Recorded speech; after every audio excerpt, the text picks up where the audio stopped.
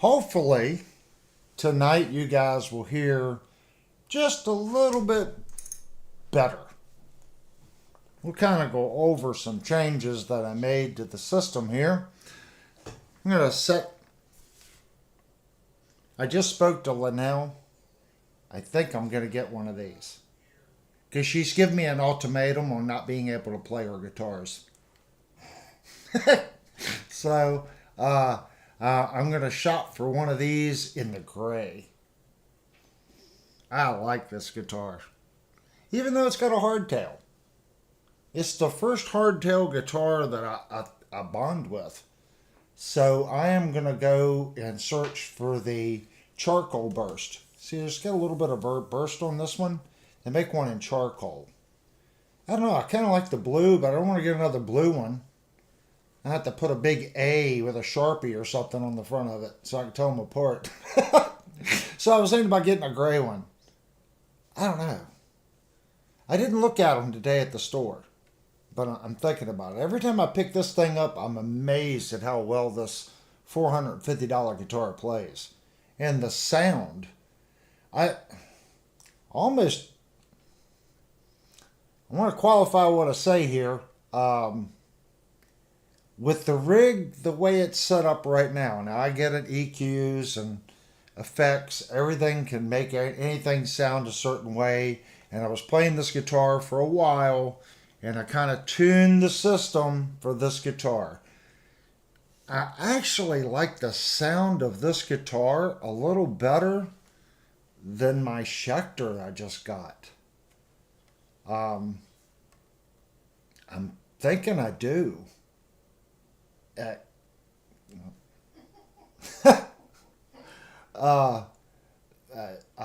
Call me a convert. I don't know. I'm really digging these pickups that's in this guitar.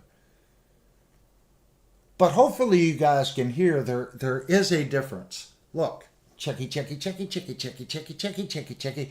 There shouldn't be as much variation when I step closer to the mic or back from the mic or close to the mic or over to the mic. I mean, I'm sure there's going to be a little bit of a difference, but I have made a change that I think was going to make a big difference, especially in the reviews. I'm not really totally set up. I kind of rushed, and I did not get the Digitech Studio hooked up. I did not get my DBX1 262 set up. It was one of the cheaper units, and it only has tip ring sleeve input. So I didn't have any XLR to tip ring sleeves. I mean, I have a ton of them. I just ran out of time getting everything to work.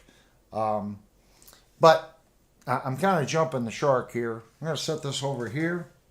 I'm going to take these headphones off. So hopefully everyone has had a good Friday. And I want to kind of go over some things. Tonight we're going to do something different. Um, if you're new here, first we work really hard here. It's not just me. Um, as long as Devastator wants the job, he is part of this channel. He runs the Discord server for the channel. I consider Devastator a part of the channel. He does a lot. Okay. Um, it takes more than me to do everything. And Devastator does look out after the Discord server.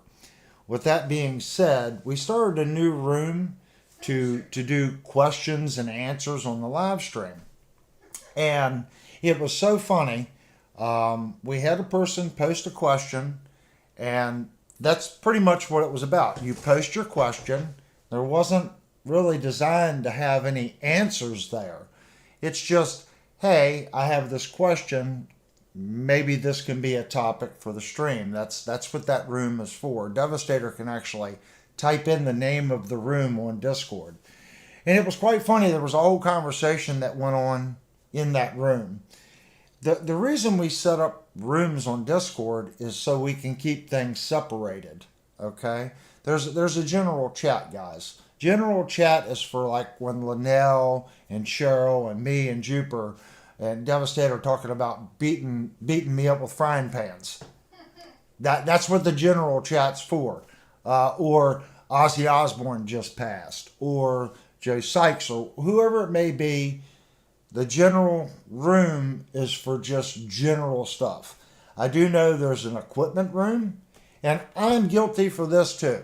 What do? I go right in and I post a guitar picture in general. That should technically go into the guitar and amp room. We're trying to keep it separated. That way when people come in, they can just BS in the general. But if they got equipment and guitars or they bought a new microphone or want to show off something, that should go in the music and amp room. Well, the new room is for questions for the stream. And we want to try to keep it that way. And then there's a general chat, voice chat room. Anything can go in there, it's voice chat. Then under voice chat, you'll see live stream room. And that's for, you have to have a pass to get in there. So when we get someone that wants to come in, I know Johnny Bean has said he wants to do a stream. So I need to get with Johnny, get him on the Discord server, get in that room, give him the pass for that room, and then we'll do the split screen, and we'll try it for the very first time. Now, Johnny Bean's done that a lot. He does split screen. For him, it's a walk in the park. He does every stream is a split stream, sharing, with two different people. This channel's never done that, so we'll see how it works. But that's what that room is for. So that was set up.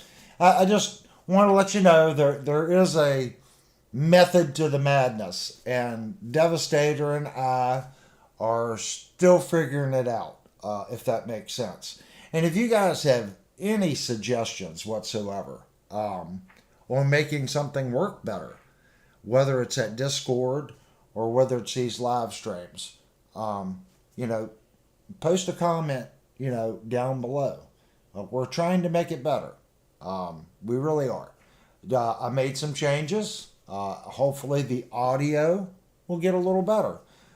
Cameras are going to take a little while. A good camera is quite expensive.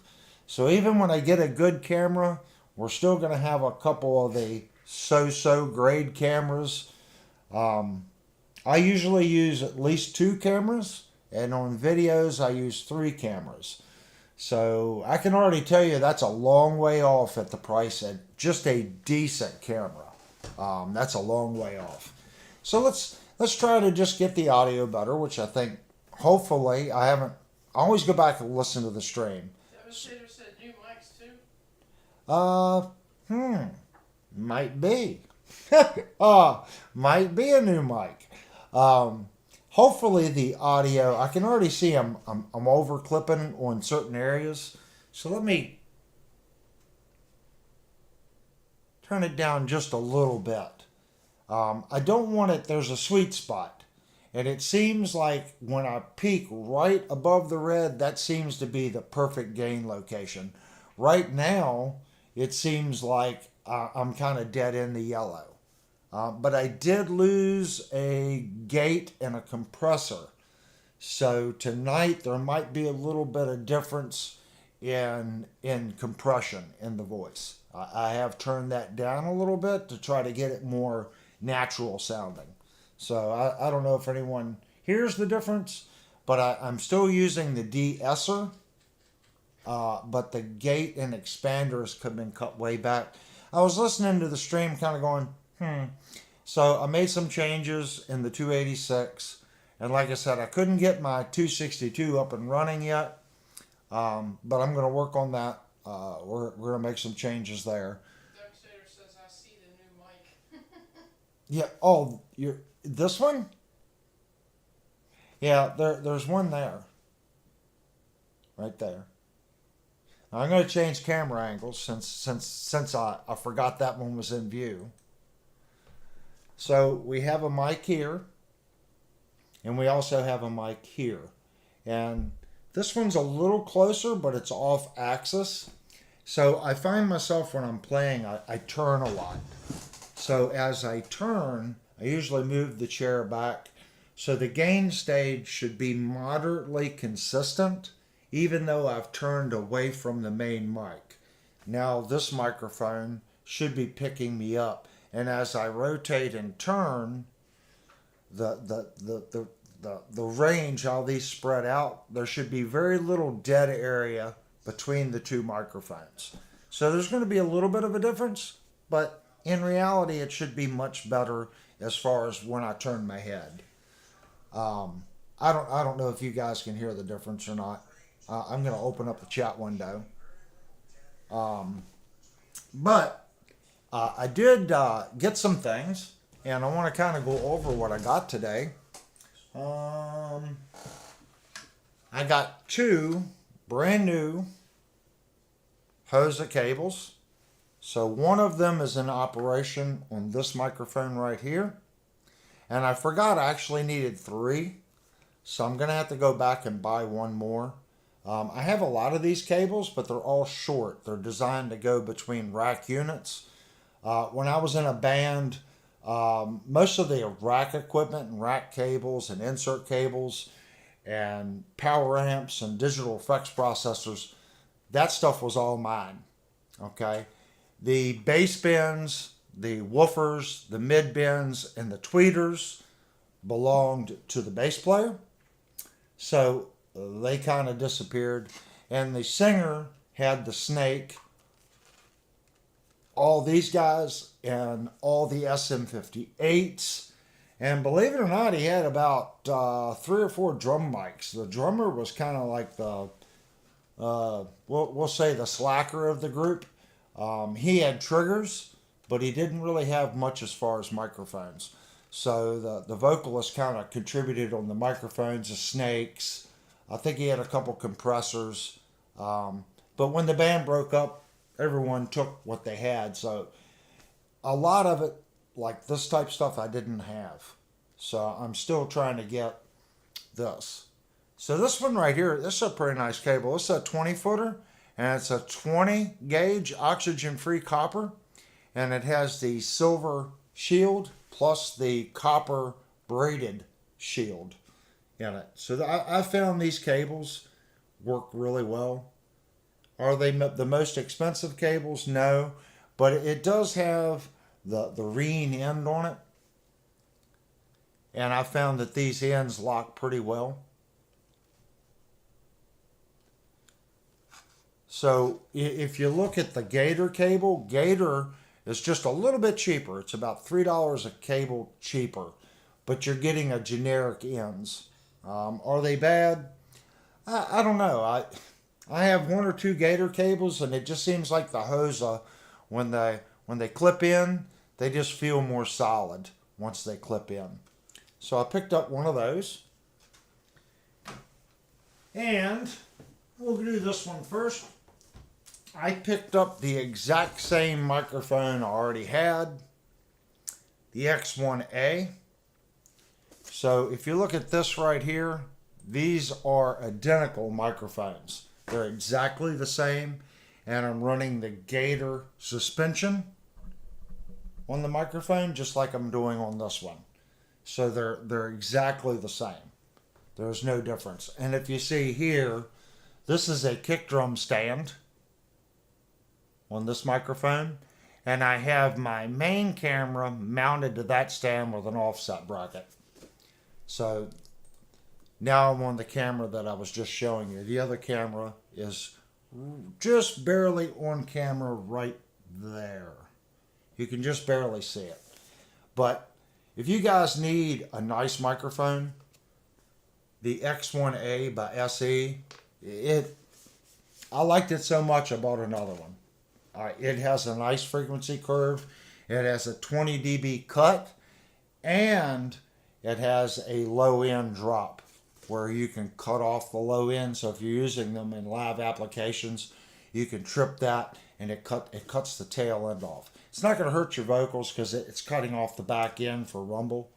So both of these, that is set flat, and it's set to 0 dB reduction. So, and both of these require 48 volt phantom power. Now here's what I just picked up. Before I get into that, I have two of these guys, which you guys are familiar with this. So I have two. Now these are Shure SM57A betas. So the 57's a good mic. The beta is just a little richer sounding. Now, even though it's richer, the 57 standard is still the industry standard due to feedback on stage. When you enhance the microphone like this, it does sometimes cause more feedback. But for studio use, you still get the 57 sound with a larger dynamic range. So I picked up, these are old. I'm pretty sure they still make the Beta 57A. Great microphone. They're about 160 a piece, I think, for the Beta. I'm not too sure anymore. But I have two of those guys. That one, and then I have its twin brother. Another one exactly like it. And if you can, try to buy your mics within 5 or 6 months of one another. That way you're not in production changes, or they'll make small changes in the mic. That way they respond. It's better to get them at the same time. There can be slight variations in production runs. I'm quite sure that these two microphones are most likely on different production runs, because this one was bought probably 4 months ago, and this one is new. I don't remember, all this was bought at Shandor Music in Winchester, Virginia. I don't remember if this is from the same order lot as that one. I kind of doubt it. But that's okay. It's not like it's 2 or 3 year difference. They should be very, very, very similar. So here's what I picked up. I already moved it.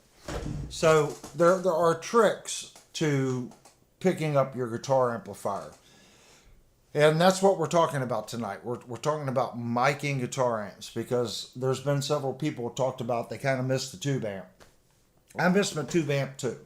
So we are going to attempt to get my compressors and gates running. It might take a couple streams to get the gate to work properly on the mics and still have the amp work right. But I know I can get it. I have tons of live equipment here that's rack mount.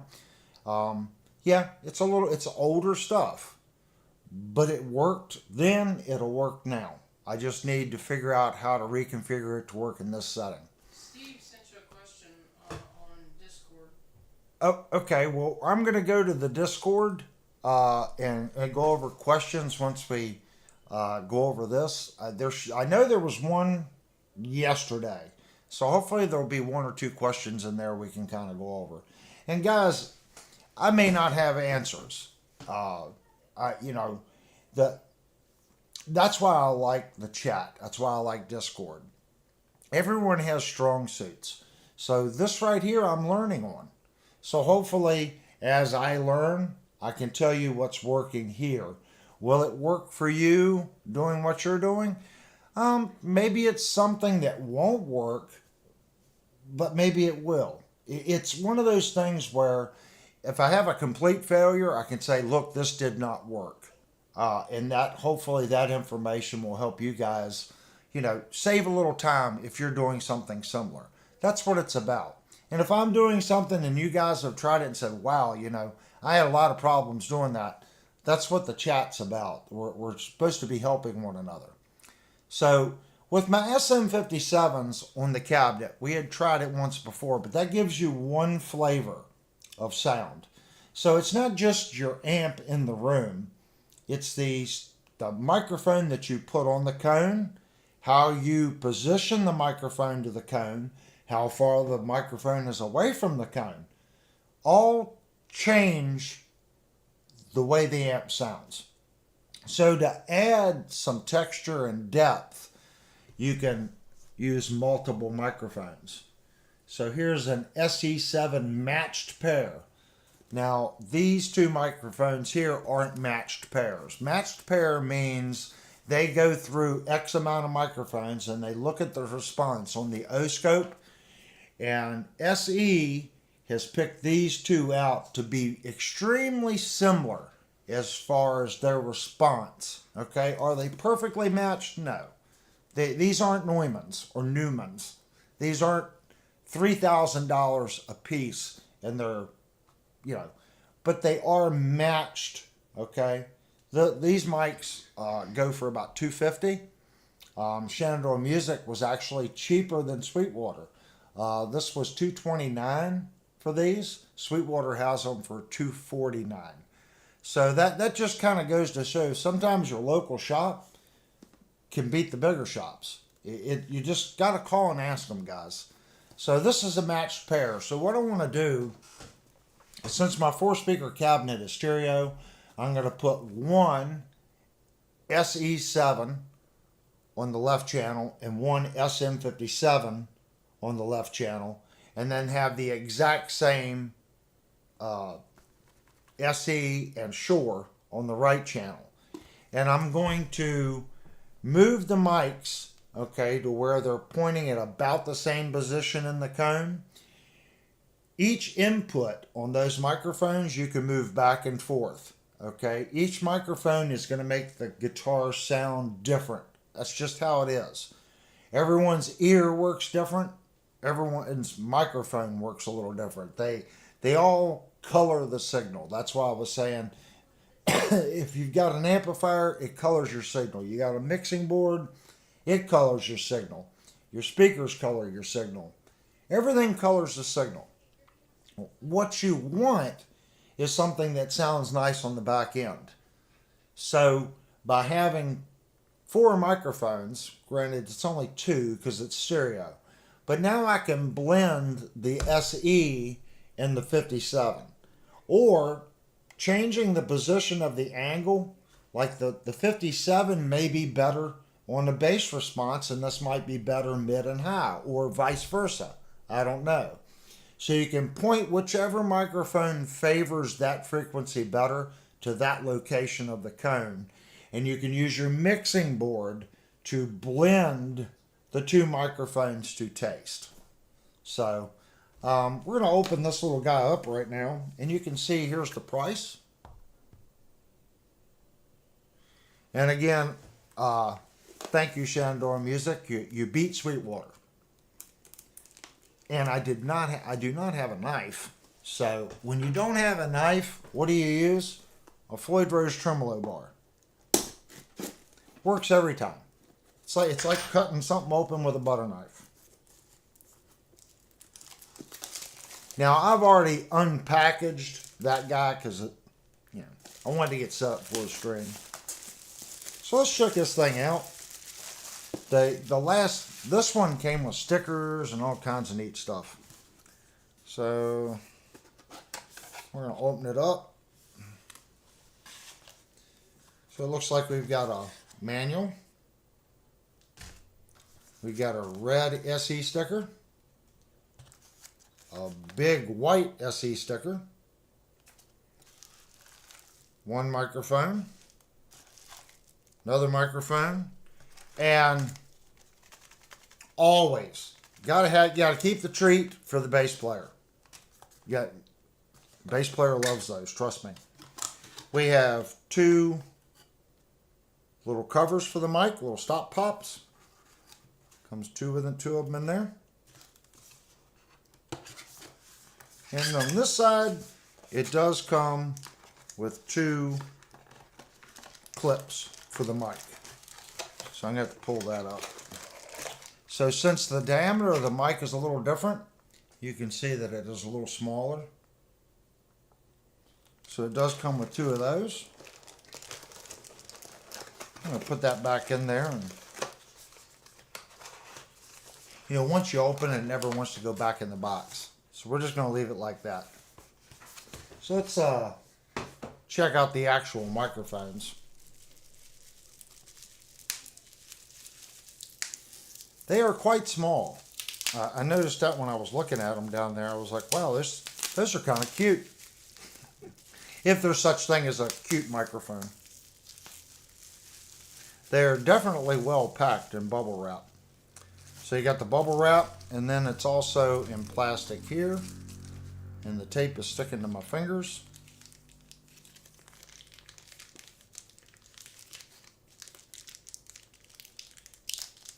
And I like that already. Look at that, right on the end. A little mini silica pack to make sure that any moisture that was in this bag when it was packed doesn't mess up that microphone. That's little things like that, guys, I like to see. It means the manufacturer has thought about moisture, because plastic does not allow moisture to go in and out. So if it was a very humid day when they wrapped this and sealed it, that moisture stays in this little baggie. They thought about that and put one in there. So here's the microphone.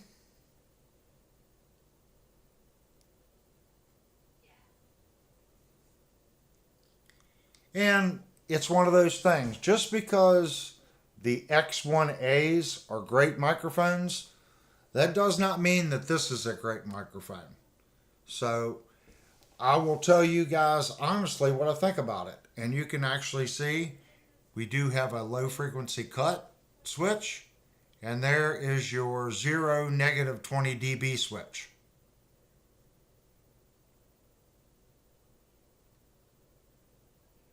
So it appears that this is a nice microphone.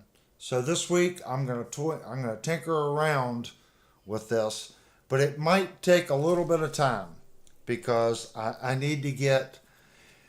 If you're familiar with like a drummer's rack, when drums used to sit on the big stage racks instead of actual stands, I need to get some kind of arm rack that goes in front of the 4-speaker cabinet. And then I can use individual standoff mic clips to set the microphones on. I do not have that yet. So this could be something that might take another month for me to get all the parts needed to get that up and running. I just wanted to bring it to everyone's attention that I do hear you. We are going to get the tube amp up and running again, and make some changes. So let me attempt to get this stuff back in here. Oh, it helps to actually put it back in the right way. That might help.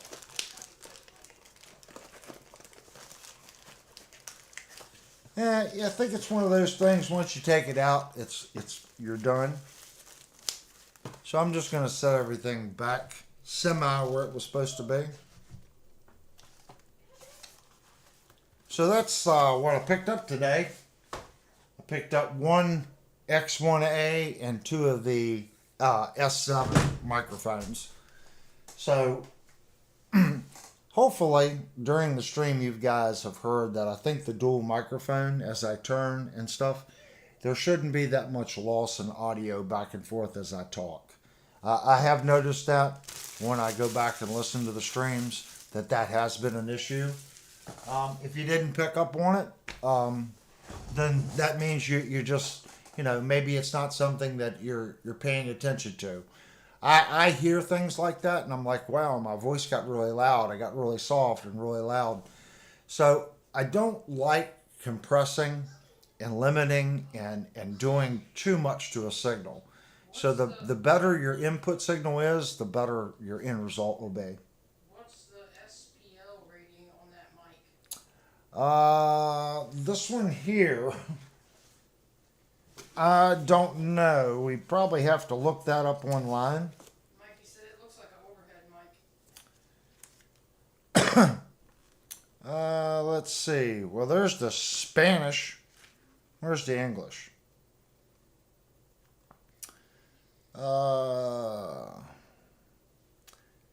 It looks like it's 80 hertz, 6 dB, and that's the pass filter. It has 20 dB cut on the 0 to 20, 48 volt. It's using 3.0 milliamps. 1K ohm is the, I don't even know how you pronounce that word. So it's really not saying. It's 1K ohm at 20 ohms, at 200 ohms, and whatever this other one is 1K ohm. Frequency response is 20 to 20,000 hertz. And it says 136 to 156 dB. So I think that's what you were looking for. It's 136 to 156. So at 0, it's 136, and at 20, it's 155, I guess. 16, the enhancer is 16 dB. And diaphragm benchmark is 120 to 140. And signal something is 78 dBA. If that, I don't really care about any of that because JBLs, when I was playing out live, JBLs were very inefficient drivers. It took a lot of power to run a JBL, but when you powered them right, a JBL just sounded better. Kurt just came in. He said new mic day. Yep, new mic day. SE7. JBLs were just hungry for power. They sounded great if you threw, and people go, well, I got 1,000 watts. It's more than, when people say power, it's kind of it's not the proper way of looking at something. If you have a speaker rated at like 86, and that's what JBL 18s, those big sub bins were, it wasn't necessarily that you put 1,000 watts behind it. It was, how big was the transformer in that 1,000 watt amplifier? Because the amplifier would sag. When you hit the kick drum and it peaked up, a Crown does not put out 1,000 watts like that. Crowns were bad for that. We ran Haflers, and you could run them down to about 1.5, 2 ohms. I ran a lot of them at 1 ohm, never had a problem. But you could run a Hafler continuously all night long, bridged 800 watts down to 2 ohms. massive transformer on them. It would drive the JBLs, and it struggled. It wasn't until I got the Yamaha P7000 that I was actually able to drive those JBLs properly. Even with a DH500 monoblocked at 800 watts, we would put one of those on each JBL sub bin, which had two 18s in it. It just didn't have enough oomph. When we went to the P7000 monoblocked, that amplifier could, two of those would run those sub bins. And people were like, well, that's way too much power. It wasn't about 1,000 or 1,200 watts. It's about its recovery. How well can it produce that power quickly? And the Yamaha did it at a higher wattage quicker than the Hafler. The Hafler sounded better, but when you went to push it, anything over 400 or 500 watts on the output, that the transformer just couldn't keep up with it, if that makes sense. Even though you were running at low ohm, it wasn't getting it done. So that's why a lot of times we ran EVs. That's why I don't hold too much faith with specs as far as signal to noise ratios and stuff. A lot of that stuff's you can't hear anyway. It's past your hearing range, or if something sounds good, I guess what I'm trying to say, it sounds good. Don't get overly wrapped up too much in specs.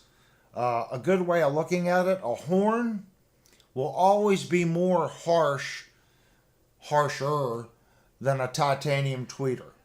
Okay? But a horn will give you a better throw, and it will be louder. If you have two horns on each side of the stage, you can play it loud. Okay? To do the exact same thing with a diaphragm or a titanium driver, you would probably have to triple that amount. So if I have 1,000 watts on one horn, you may need to do 3 titanium drivers running 400 watts to do the exact same thing as that one horn running 1,000, if that makes sense. That's why when you hear, it's a 30,000 watt concert. They don't have a 30,000 watt amplifier. So they calculate all the amps together by each driver, and it multiplies how many watts they're pushing out. So it doesn't really work the way you think it does. That's why I don't get overly concerned with specs. Like I said, we're going to see what it sounds like, but hopefully they're gonna do the trick. Between these and the SM57s, it should be fine. It's better than what I had. So we're baby steps. It's better than what we had. We can blend the taste and take it from there. Since I was at the music store, I did get to see the new Jackson neck through USA made guitar with the fixed bridge. It's a nice guitar. It's at like $2,600 though, with a fixed tail. Really sharp guitar. The one they had there was light gray. Again, incredible fretwork on that guitar, exactly like the red one that we just reviewed. I didn't plug it into the wall, but I did plug it into an amp, but I did strum around on it. Another phenomenal guitar by Jackson. $2,600, that's quite a bit. But remember, it's USA, it's neck through. So if you look at the red one we just reviewed, that guitar's mount price is $21. So you're paying $500 more for neck through. Just thought I'd bring it to y'all's attention. I didn't get to see one. I don't know if it matters to you or not, but I'm watching, and you're staring at the webcam on your monitor and not the one in front of you. Well, this one's the one that's on. The one right in front of you is the one, but you're constantly staring at your computer screen. Yeah, when I stare at the computer, I'm looking at the chat. Like right now, I'm looking at the chat window, guys. Okay, well, they didn't say anything. It was me. Yeah, so when I'm looking like this, guys, I'm kind of looking at the chat, and I'm making sure everything on my screen is good. I can't move the camera any closer to the screen, so like right now I'm looking at the camera, but all my information is here. So I don't know how to fix that, guys, unless I literally put the camera up there, and then it would be it would be looking down on me.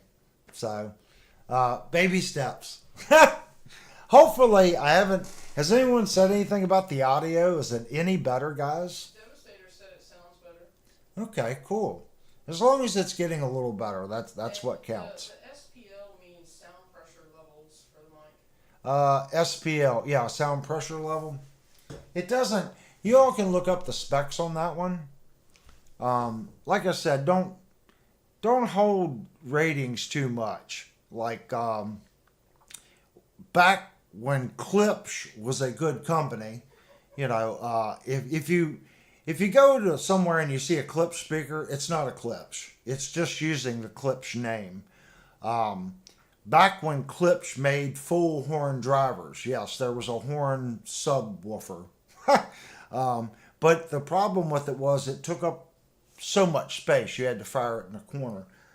I mean, the dBs on those things were 140, 150 dB. But they were huge. They were humongous. Scrubbing Monkeys says it sounds good. Cool. Who is it? Scrubbing Monkeys. Oh, Scrubbing Monkey. I don't know that one. Hey, if you're new here, welcome. I like the name, man. That's kick scrubbing monkeys. I like that. So yeah, we're trying to make baby steps. We're trying to make the stream a little better, and that's what it's about. But while I was there, I did pick up the microphone, guys, and we made another payment on Linnell's Jackson. So we have 3 months to pay that off. So that means I get to review it when it comes home. That'll be the only time I'm allowed to play it. When we do the review. She's gonna put that thing in a glass case with a padlock on it, so I can't get to it. I can already see that happening now. So, all right. Well, let me go to the Discord thing. Now, guys, I was not prepared for this, so I'm going to close everything. I'm going to fire up the Discord server here. And Music and Gear Discord. So topics. So we're going to start at the top. Hopefully I got let me double check here. So I should be able to go to display screen. So when you go to the Discord server, guys, this is what you're going to see. And right here is questions and topics. So during the live stream, we want to start answering questions or go over topics. This is where where you can post what you want to talk about. So I am going to go back to the other window because I cannot really read this that well. So let me go back to the main, and I'm just going to overlay Discord on my screen. Now you should still be able to see me. So this question's from Jupe. Hey, got a topic. Question that might be mentioned. The screws that hold the locking nut in place located on the neck, back of the neck. Is there any advantage to this way of doing it? Or is screwing the nut down from the top better? Also, if you have a locking nut, why have a string tree? Okay, let's unpack this a little bit. Just so you know, Jupe's not in the chat yet. Oh, Jupe's not in the chat yet. But he can always go back and rewatch the stream. I'm not going to wait. We'll go over it. We have talked about string trees before on the channel, but as far as the lock nut, Ibanez was really big on running the screws through the back of the neck and holding the lock nut. Is there an advantage to that? I'm going to say there's a huge advantage to it. For one reason is the screws are going through the wood. Okay, it's going through the wood right here, holding this in place.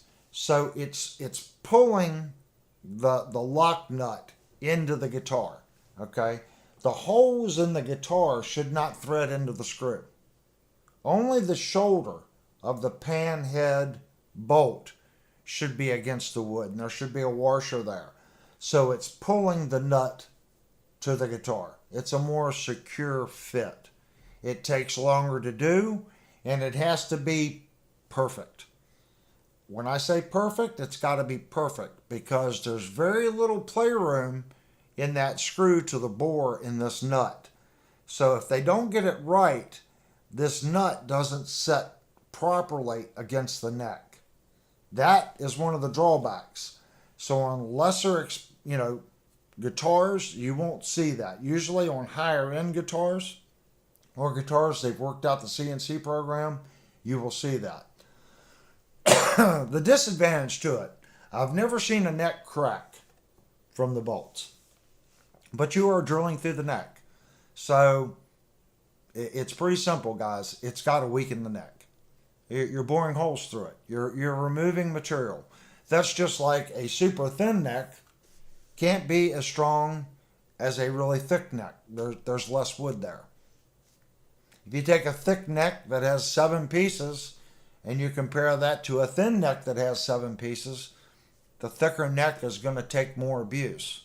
It's just basic, common sense. So when you bore holes through it, does it weaken it? Yes. Have I ever seen a failure due to them drilling through the neck? Absolutely not. Have never seen a failure. Okay? Now, that doesn't mean it hasn't happened. If you drop the guitar, you got a Gibson, they snap their headstocks too. But usually on those guitars, they're not using a shiplap joint here. Okay? Now, I'm not saying Ibanez hasn't ever done it, but I've never seen a shiplap joint and it bored through with the screws through the back of the nut like that. That doesn't mean they haven't done it. Now, the screws going through this way, okay? When this is under tension, okay, the string is under tension, you've got a locking nut here, and the locking nut is at a little bit of an angle. You see that's pitched down? See the angle? So the string wants to pull that nut like that, okay? When you attach it from the top, that screw's about that long, and it's a coarse thread screw. So those 2 little screws that are just threaded into the wood have to hold all that tension. Have I ever seen one fail? No. But I have seen them get loose. And that looseness is from string pressure over the years, because it's constantly pulling on that nut. It wants to pull that nut up, okay? Like I said, you got a short screw, and the only thing holding it is the coarse thread of that screw into that neck, wherein when it goes through, for this nut to move, it has to pull that nut shoulder and washer through the neck. It's not going to do that. There's a lot more surface area on the back of that head holding it than just those threads going in. Okay? But with the 2 screws from the top, you're not boring all the way through the neck. What I'm saying is I have seen these get loose with the screws. The drawback to that is when that happens, the hole in here only allows a certain size screw. The only way you can fix it is take a toothpick and you put a toothpick down in the old hole with some tight bond tube, and you're going to put the screw back in and let it set back up. To my knowledge, I haven't had a re-failure from doing that. I've never had a guitar come back in a year or 2 years after I've done that repair and have a problem. But originally it had a problem, so I'm going to say it's a matter of time. Even though you did that repair, it's going to do it again, because you're still compressing that wood fiber. It's still got pressure on it. And I've also seen guitars that are 30 years old that the nut is completely stable, that's never moved, and it's got the 2 screws in the top. The difference is I have seen it get loose with the 2 screws on the top. I've never seen one get loose with the bolts through, and I've never seen a neck crack with the bolts through. So is one better than the other? I'm going to say the bolts going through the neck, if you believe in, the resonation of the neck and the strings, I would say the bolts going through are better. But as soon as you put a shim under your nut, okay, because Floyd Rose usually only makes two different heights here. Like the R2 and I think the R4 or R5. I could be wrong, guys. It's the exact same spring spacing, exact same width. The only difference is the distance from the seat to the top of the notch. I don't know if maybe it's the R2 and R4 are the same. And the only difference is the height from the seat to the top of the V. I've got a chart downstairs so I don't have to guess. I can look and see where it's at. So keep that in mind.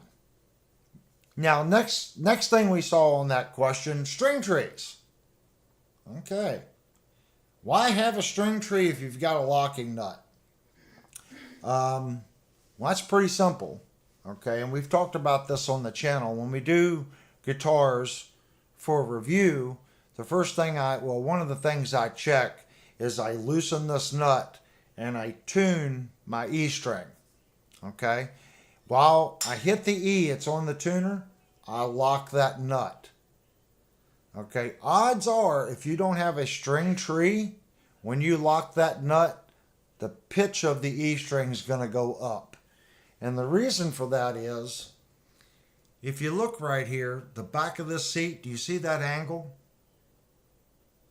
See how that string has to come out? See how that nut, see the cut in the nut isn't parallel to the neck. It's at an angle. So when that nut is set like this, the back seat of that nut, when it tightens, the angle of that screw, the string coming out from that seat has to be the same.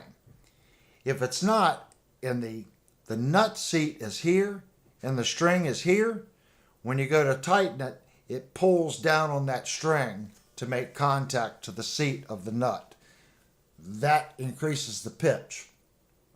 So if you tighten this, okay, and the pitch goes up and it goes out of tune, you know that you need to tighten this string tree, lower it to where when this nut is not locked and you hit your high E or low E, you only have two screws, so you can only adjust your high E and low.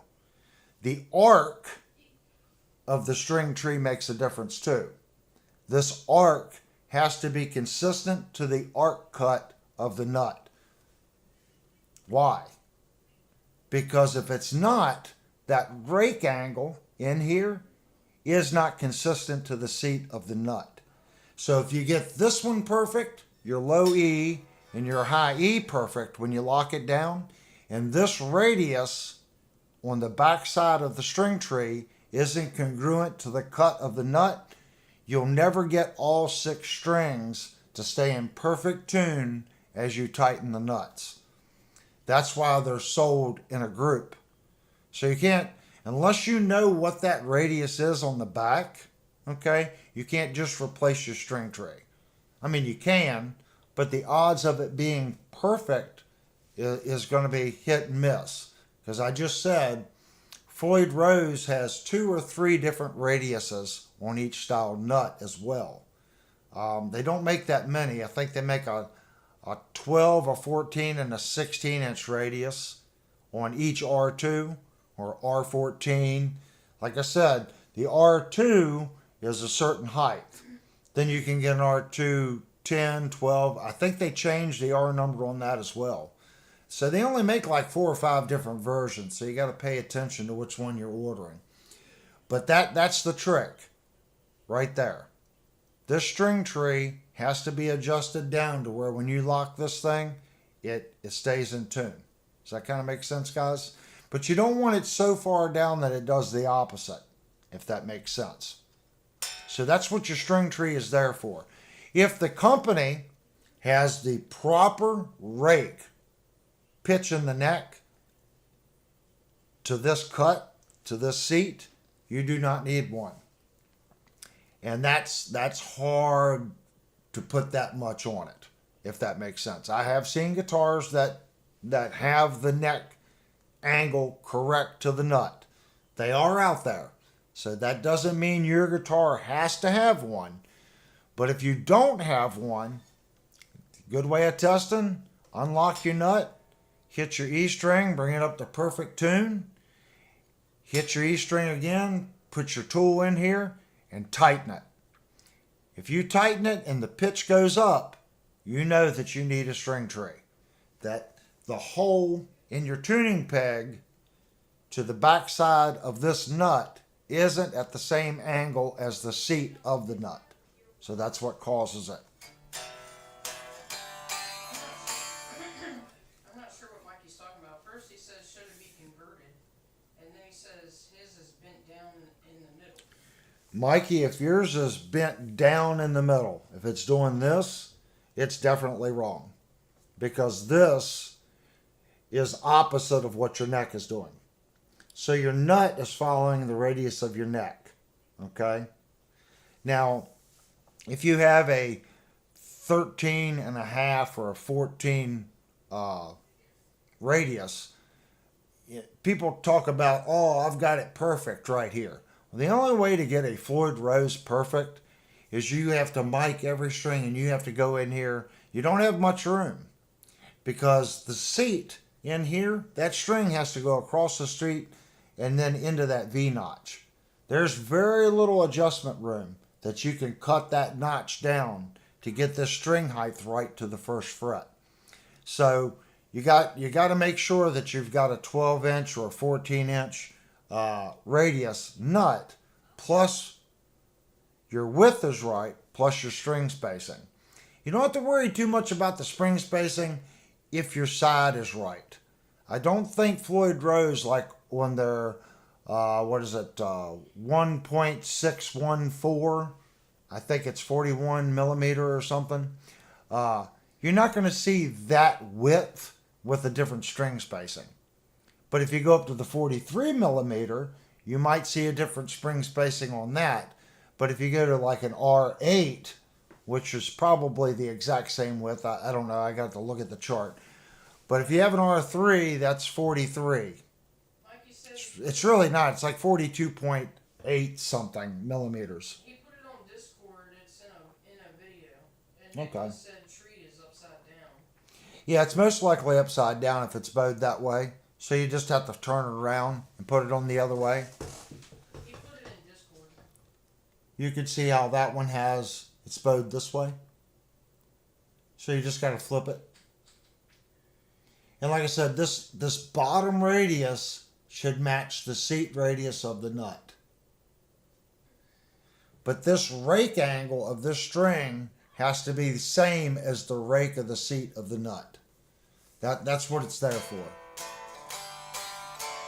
But believe it or not, guys, you guys have been playing guitars for years, and this cut is not right to your neck. So if you have a 12-inch radius neck, this nut cannot be 12-inch radius at the seat. It can't be.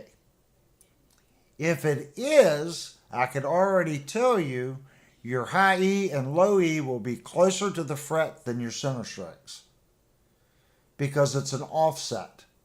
So if I have an arc and I offset it 3 millimeters, that's a larger arc. So if I have, let's say, a 100 millimeter radius and I'll offset 3 millimeters, now it's a 103 millimeter radius.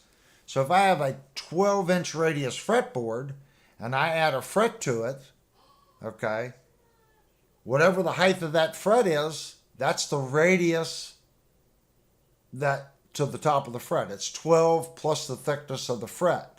Now you have to think, how far is the string off the fret? So you have to also add that measurement. So that is the radius of the notch of the nut. Can you order that? Absolutely not. You know, we just looked at it. It was 13.75 radius. Okay, there's a reason for that. Whatever it is, maybe the fret is 1.25 millimeters and it translates out to 15. There's a reason companies do weird things like that. They're changing the offset to make something work. because it's cheaper to change this radius and press the frets in than it is to modify a bunch of Lloyd Rose nuts. So they're trying to find that sweet spot to where when you push down on this, that distance is the same. Can you fix a little bit? You can fix a little bit. You can go in here and file it. But if you file down too far, you'll start to get a sitar effect because the string is setting in the seat and goes out over the V-notch. And it's not setting in the V-notch. If that V-notch is too high, the exact same thing happens just like the string tree. When you go to tighten this, it pushes down on the string because this V-notch isn't perfectly flat to the seat. So when you tighten it down, it puts a notch in the string and it pulls the string. So if you do cut this, you have to make sure that you look at your string diameter, and when you cut that nut, it has to go back into the seat so that string lays in it, and when the locker comes down, it compresses into that groove. Manufacturers aren't going to take that much time. Most people aren't going to pick up that their string radius up here to the offset of the neck is wrong. And I can guarantee you 90% of the guitars out there are wrong. But you don't pick up on it. You just don't. I can guarantee you, if I mic'd the distance here, that these are going to be off just a little bit. And that changes how your first fretted note is. Because when I hit the first fretted note, this is the open note. When I hit the first fretted note, is it sharp or flat? The higher you are off this fret, when you push down, the sharper the note will become. We don't pick up on it because the guitar is such an imperfect instrument. That's why we have straight frets. That's impossible. It's impossible for this fret to be in the same location here on the E as it is on the A. It's harmonically impossible, if that makes sense. It's going to be a little bit of a difference. That's why when people go, I'm going to set my intonation, they go right to the 12th and they set it. I always like to set a little flat. But if I go to the 11th and try it, I can guarantee you it's not going to be right. It's not going to be right. It might be right in one other location across this neck. Odds are it's either going to be on the flat side or the sharp side. So some people claim they don't care if their 12th is perfect. If you're playing lead all the time, you want to go down here and maybe check your A or your D somewhere on maybe the 19th fret and set the intonation up to where the guitar is more accurate down here than up here. Some people claim, okay, I'm going to do an average. I have 6 flat notes and 6 sharp notes. And whatever the 12th is, the 12th is. But just because you have 6 flat and 6 sharp here, you're not going to have 6 flat and 6 sharp down here. The ratio is going to change. Because this 12th is not in the right location. And if it is on the high E, it won't be right on any other string. It just won't be. That's why when we play these jazz chords, we're listening for that funny sound. Well, that funny sound's your guitar screwed up. We've just gotten used to hearing that resignation, that weirdness. That's why when you play with a piano, a lot of times there's issues. Because when you come up here and you hit this note, it's not going to match the piano. The piano is a truer instrument as far as its notation. I don't even remember how we got on that, talking about the nut, right. So when I do the reviews and I talk about the first fretted note, a lot of people are like, well, it doesn't really matter. It depends on how you look at it. You can cut, if you have a commissioner nut, you can cut this and get it a little closer. Don't cut it too much, then it'll start fret buzzing on you. Okay? You can also change your height back here, okay, and increase this height. The more it takes more down here than it does up here. So you just got to kind of play around with it, see where you like it. I have several guitars set up on an average on intonation, but if you talk to someone that's down here playing lead a lot, they're more interested in this area of the guitar being more correct than up here. So it's how you set it up.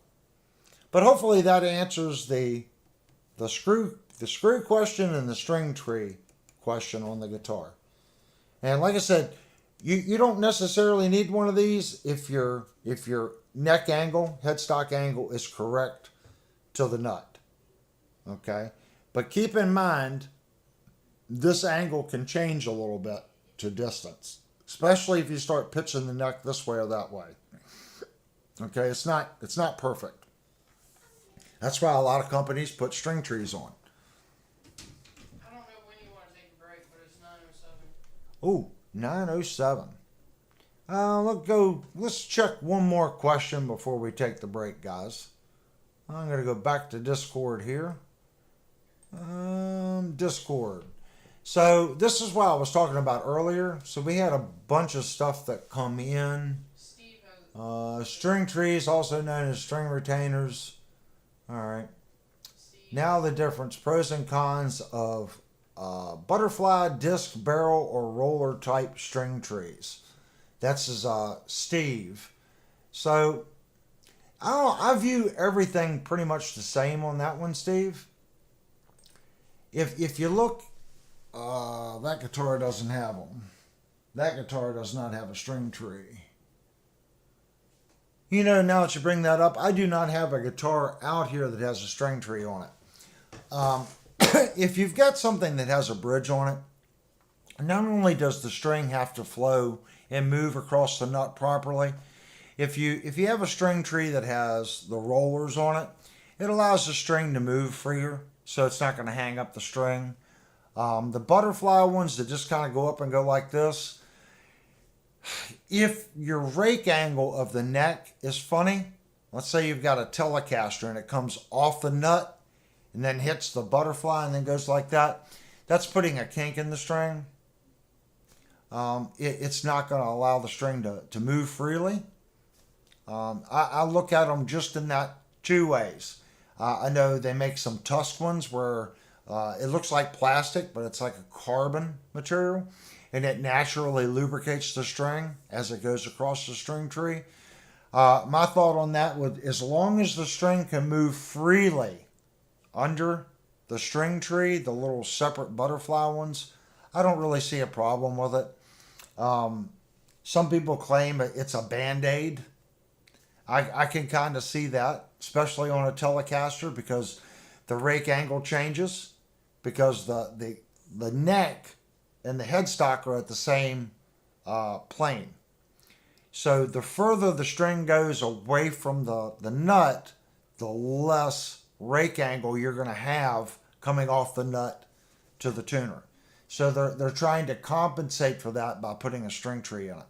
Ted jumped in just to say, hey, he's got a super early flight in the morning, and he can't stick around.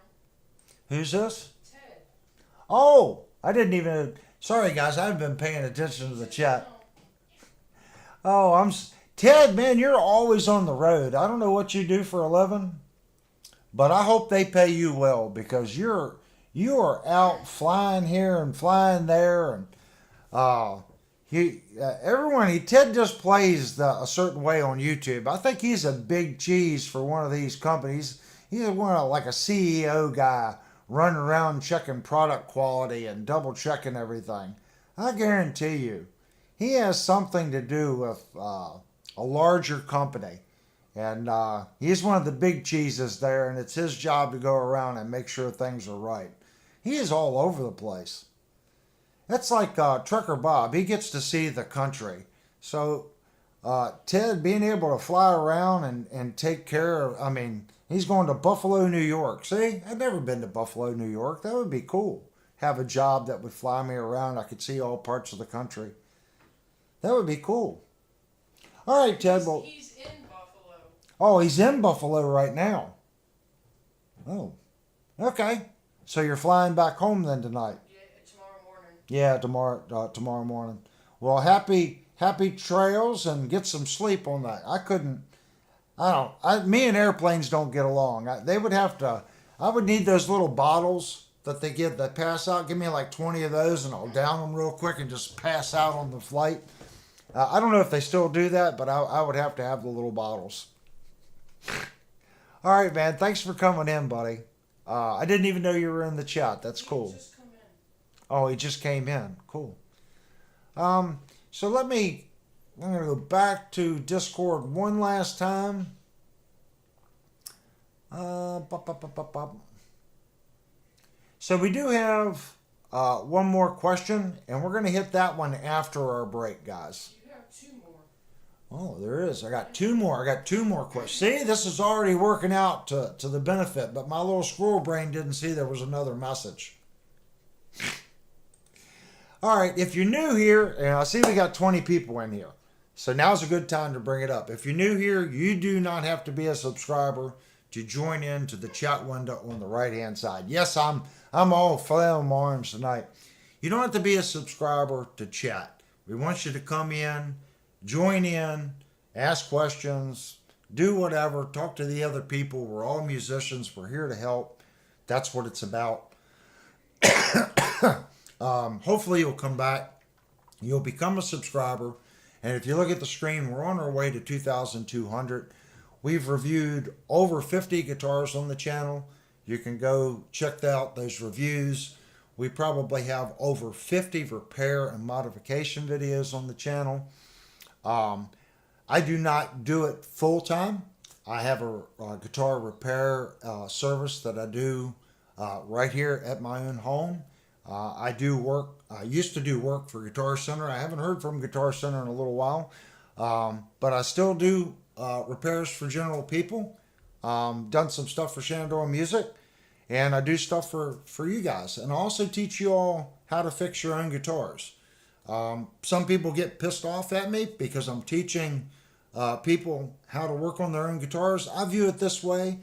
If you feel confident enough to work on your own guitar, you're not one of the people that are coming here dropping off your guitar anyway, if that makes sense. Tinkerers are tinkerers. People that want to work on the guitars are going to work on the guitars. Techs shouldn't be upset spreading that knowledge. At best case, it should be better because you can show people how much work is involved in doing quality repairs, and it gives value to your local technician. Hey, I saw this guy on YouTube doing it. There's quite a bit of work in that. And I've tried to show that. It's not all fun and games. I think it's fun, but there's always issues. And your tech has to go across those bridges and make sure that you're happy. So, like anything else, things have went up. So I get it. If you don't want to pay a tech and you want to work on your own guitar, got tons of videos on that. Go check them out. Raj said, make the ding-a-ling for break. Hey, I'm going to work on that. I don't really know what all these buttons here do. Let's chase off some people here. Let's see what these buttons do. No.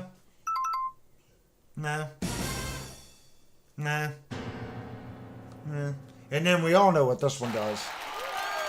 We use that all the time. All right, guys. If you're new here again, we always take a break in the stream. That allows everyone to get some snacks, fill up on a drink, and use the restroom. And then we come back and we talk more about guitars. And I want to thank everyone. In case you do leave during the break, thank you for checking out the channel. Like I said, go to the main page, check out some other things. There's great people here. And if you look back in the chat, there should be something about the Discord server. You can go to the Discord. Every night there's people in there talking guitars, talking products, talking whatever. It's a good place to hang out. Devastator, you give me their names and addresses, I'll go touch their butts. What's this? I don't know. Devastator said you give me their names and addresses, I'll go touch their butts. Oh my gosh. You guys are killing me. All right. Well, we got a chat rate of 3, so we've got to get that up when we come back. So while we're gone, everyone type in their phone number real quick. And that'll throw up the chat. Or just put hi or say hi to the person next to you on the screen. How about that? And that really shoots up the chat rate. All right, guys, let's take a little quick break and we'll be right back in about 5 minutes. And I got to make sure that I hit the right brake setting. I think it's this one.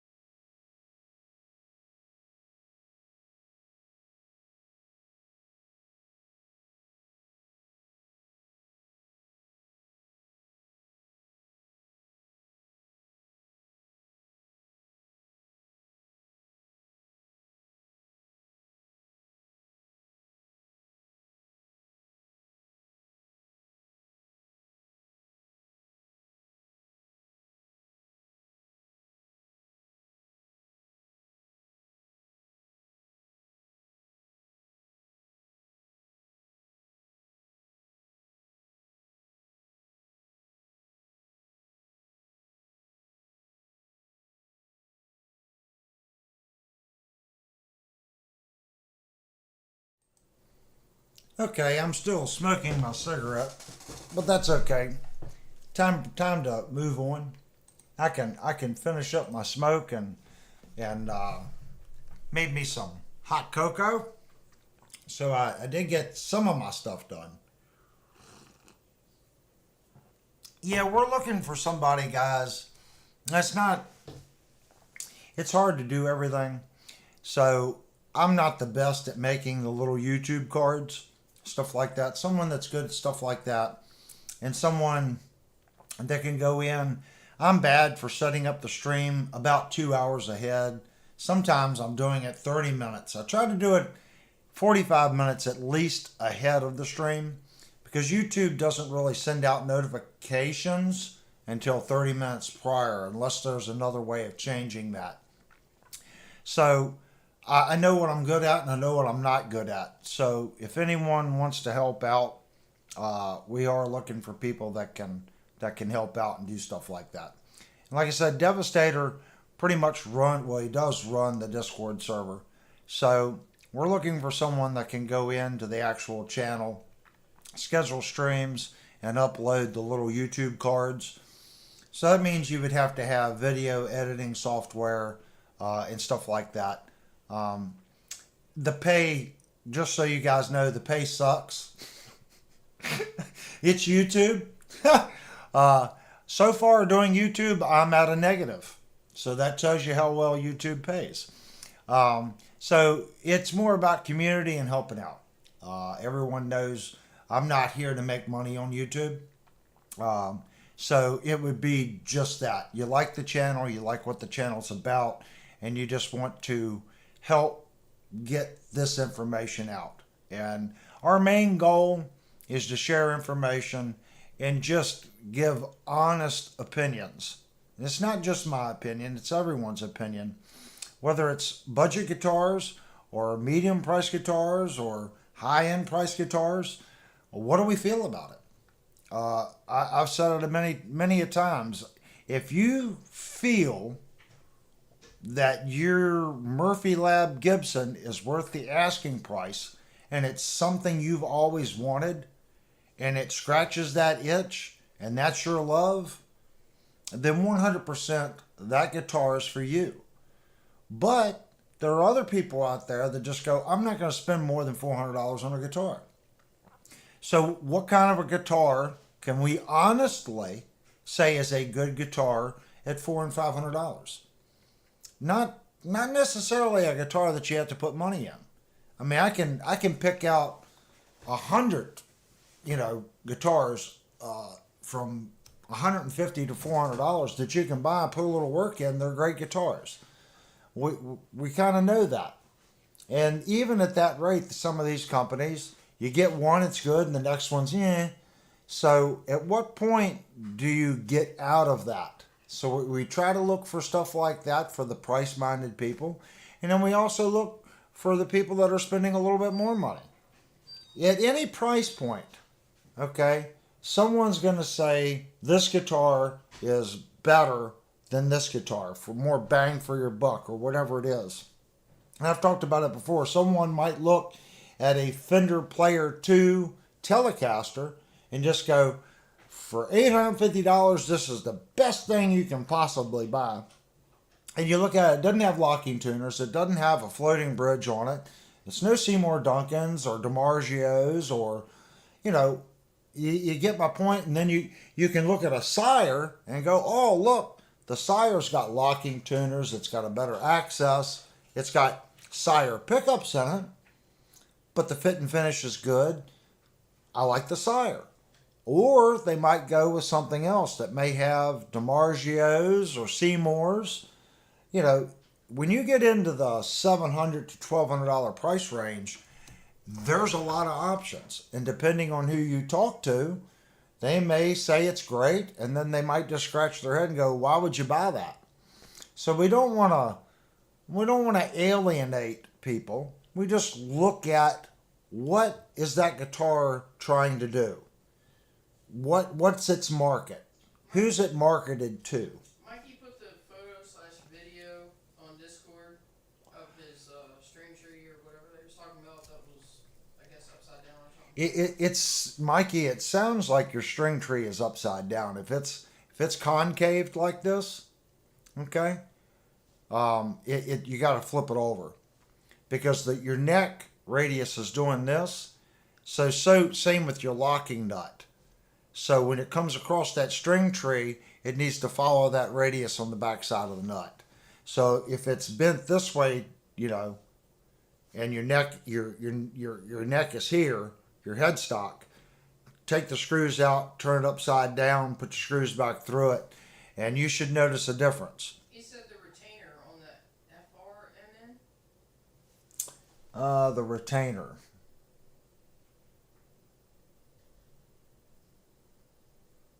The FFMN. So my FFMN does have, let me look at that one. Let me grab it real quick. We can compare apples to apples here. He put a video of his on the Discord so you can see it. Yeah, but I can't, I have a really poopy computer, Mikey. If I try to stream that video on Discord while YouTube is doing its thing, it will crash. So let me take my wireless system off here. And we can look at this guitar. So if you guys are in the market for a wireless system, I can honestly say the Line 6 relay with the G90 rack mount unit is probably one of the best out there for guitar. And it has cable emulation. So if you're used to using a 10-foot cable, you can flip that to simulate a 10-foot cable. I think it's a 10-foot, a 15, and a 20-foot cable. And it is spot on. I tried a lot of different wireless systems, and I found the Relay G90.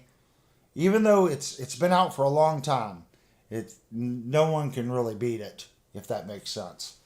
So this is my FFMN, and you can see how this is bent this way, and it's following the cut on the back side of the nut. So that's how yours needs to be installed, Mikey. Now I have upgraded this. This has hip shot tuners, okay, and this is a Goto or Goth locking nut, okay, and this is the stock Firefly base plate that has been heated and treated on the end, okay, and I resharpened the edges, and I got this up to about 250 degrees, and then I dipped it, so it did harden it a little bit, and we did put stainless steel saddles on it. It's got stainless steel hardware. It has the stupid large block. When I say freaking huge block, it has a huge block. Now, look here. Look at my claw. Look at the massive claw. Look at how thick that claw is. It's not some bent piece of sheet metal. People go, oh, it's a claw. What difference does it make? It makes a big difference. It makes a big difference. These are the Floyd Rose black coated springs. And then I have the turbo bar installed. So this is the Floyd Rose turbo bar. I think the turbo bar is one of the best bangs for your buck. But this guitar is heavily modified from its original configuration. This is what I was saying. This was probably, I'm not going to say it's the worst guitar we've ever had on the channel when we took it out of the box. Leo James has that crowned. They have first, second, and third on this channel as far as being the worst. This would probably be my fourth, maybe third, fourth worst. It was pretty bad. It had a lot of uneven frets on it. It had low frets. And low frets, the only way you can fix is you got to sand them all down. A high fret's pretty easy to fix, but this had 2 low frets on it. So I had to redo all the frets, recrown the frets, redress the ends. I did modify this nut to work because the Firefly was not set up for either one of the Goto lockers. So if you can go back and watch that video, we actually sand the backside of this nut and taper it to get the first fretted note as close as we could possibly get it. And this is the matching Godot string tree to match this. This needs to match your nut.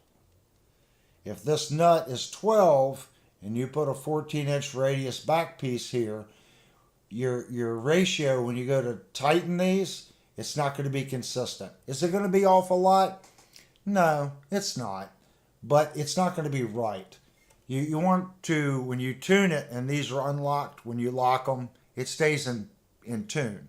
If it's changing tune here, either your radius on the string tree is wrong or the height is incorrect on your string tree. You just need to move it.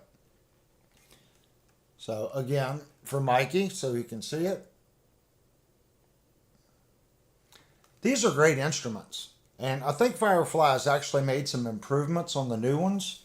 They've put a flame maple neck on it. This one does not have the flame maple neck. But I can guarantee you 100% this guitar plays better than any one that you're going to buy from Firefly today. This is one of my best playing guitars in the house. Should it say Firefly anymore? Absolutely not. There's nothing Firefly on this guitar. Anything that your hands touched or make it play has been reworked. So at that point, guys, don't talk, oh, I've got a Firefly. If you've re-leveled all the frets, you've changed the tremolo, you've went in, modified the electronics, you've changed the tuning key, you've reshaped the back of the neck like I did on this guitar, I've thinned it down, there's nothing Firefly left. To say, well, Avery has a Firefly that does great, you're not going to purchase this guitar. If you want this guitar, you're going to have to build it. And that's fine. Pay $250 for the guitar, and if you feel it's worth putting another $300, $350 in parts on it, and also spending over 40 hours of labor in it, then sure. It's not about resale. You have to want it. Because you're not going to buy all these parts. It becomes one of those things. How much could I get for this guitar? You know, my name only goes so far. Do I do good work? Sure, I do good work. But my name and pull will only go so far. It still says Firefly. So could I get $400 for it? Could I get $500 for it? I have probably $580 in it plus my time. There's no way. So in reality, this guitar should resell for $450, and in reality, it should sell for $550 easy. But it's not going to. Does that kind of make sense, guys? On the open market, if I put this in marketplace, odds are it's going to bring $400. And that's only because they're going to go, okay, if I buy the guitar, it's going to cost me $360 plus $30 shipping. So I got $300. He has $350 in parts in it. Oh, and it's already done. That's a good deal. I'm going to save $250 and I don't have to do any of the work. Sadly, that's how it works. You don't usually get your money back out of them. So if you plan on doing a project like this, make sure you like the guitar. I did this because, well, I was already invested and it was good for YouTube. And I could do a couple different videos on it, like modifying the electronics, leveling the frets, installing the new tuning keys. Yeah. Jupe said just scratch the Firefly name off and make it say Avery Axis. Yeah, at that point, there's not, like I said, there's nothing Firefly on this anymore. It's been so modified and changed, there's no factory spec left on the guitar. If you look, this neck is a little thinner than the Firefly on this production run. I don't know what the new production run is, but I took about 2 millimeters off the back of this neck, and it's still chunky. These production runs, they had thick baseball necks on them. They were chunky. So shaving 2 millimeters here, off the back of this neck, it needed it. It felt like a 50s Gibson on an access body. It felt out of place. So cutting the neck down, I also took some of the roundness out so it's a little flatter. It still has a nice radius right here, but from right here to right here, it's less radius. It flattens out. Okay? And this also has 3 coats of tried and true on it that's been sanded down to 300 grit on each pass. So, and then of course the back had to be routed out for the big block. I had to route out more in the back of the guitar for the large block, because it was hitting the main route pocket right here, because it's an L-shaped block. But can you get your money out of it? Probably not. Maybe in 10 years, if YouTube, my name gets out, maybe I can, my name will be of value. But right now, as it is, modifying your guitar is a bad investment. If you've got like this tremolo, best thing to do is keep the stock tremolo. When you're ready to sell the guitar, put the old tremolo back in it, put the old tuning keys back on it, put it back to stock and sell it. Keep those parts, because if they're quality parts, they're going to last. Take those parts and put them in your next project. I know it's a lot of work, but if you plan on selling it and you're buying another project, something that you want now, maybe this is past its time, you're done playing this one and they just come out with another model, it's like, well, these parts will fit that one too. So you pull all your parts out, put stock parts back in it, sell this one. I mean, if you sell it in the stock, you paid $260 for it. If you sell it for $150 and you got all that enjoyment out of it and you only lost $100, what the heck? You lost $100. Now take all your stock, all your modified parts, and put in your new project. Play that until something else comes along that you want to hot rod. But to try to fix up guitars and make money hot rodding them and improving them and thinking you're going to get your money out of it, that's a poor investment, in my opinion. That doesn't mean I don't do it. I mean, look around. Every guitar I have, I do something to. But I don't necessarily expect to get more from it. The channel, we buy the guitar, and if I can break even and give you my free labor, that's a plus. If I just take my parts and the cost of this guitar, less the shipping, and less all my time, if I can do that, I consider that a win on YouTube. I really do.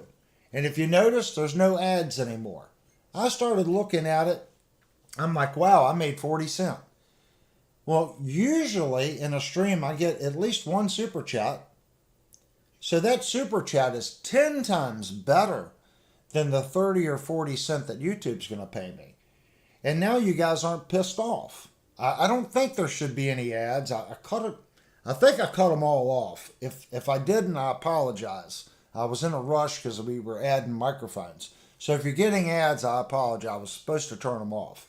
But I'm more dependent on the super chat.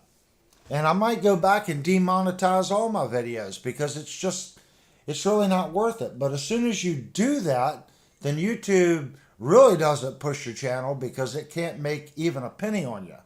So then you really fall back behind. So it's a catch-22.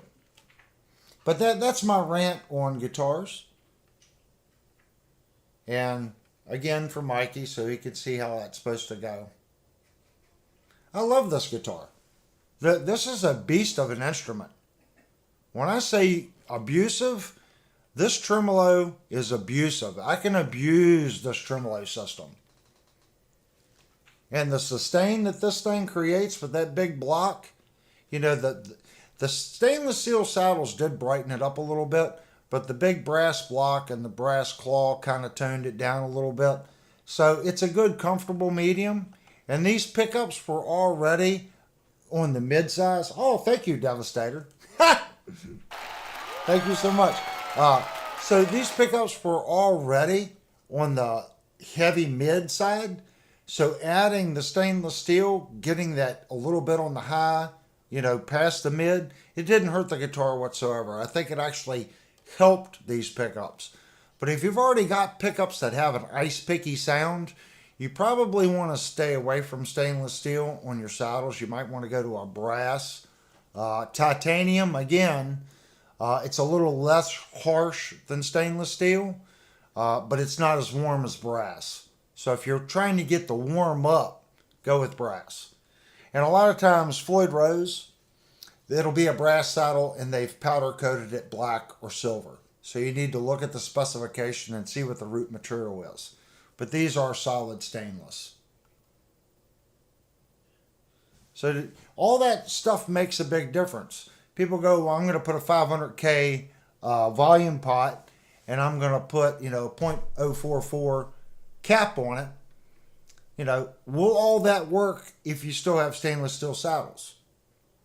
You can change your cap, maybe put an 033 in. There's things that you can do. If it gets a little, play with your caps. People go, oh, I don't like it. It's too, well, change the cap. I've got a couple guitars here with humbuckers that I put 250s in, and I've got it's a cap that I would have never thought would work, but it worked with those pickups. Would it work with the Seymour Duncan? Probably not. But in that scenario, I kept changing the cap, changing the cap, changing the cap. I'm like, there's something seriously funny going on here, and this thing sounds weird. And I think I ended up with like 0.015 with a 250 potentiometer on a humbucker.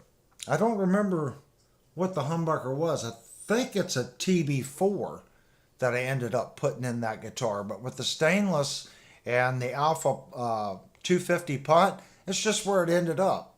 Dan said he put a Godo 1996T on his Kramer Beretta Special. It's his favorite now, and he won't do Floyd Rose again.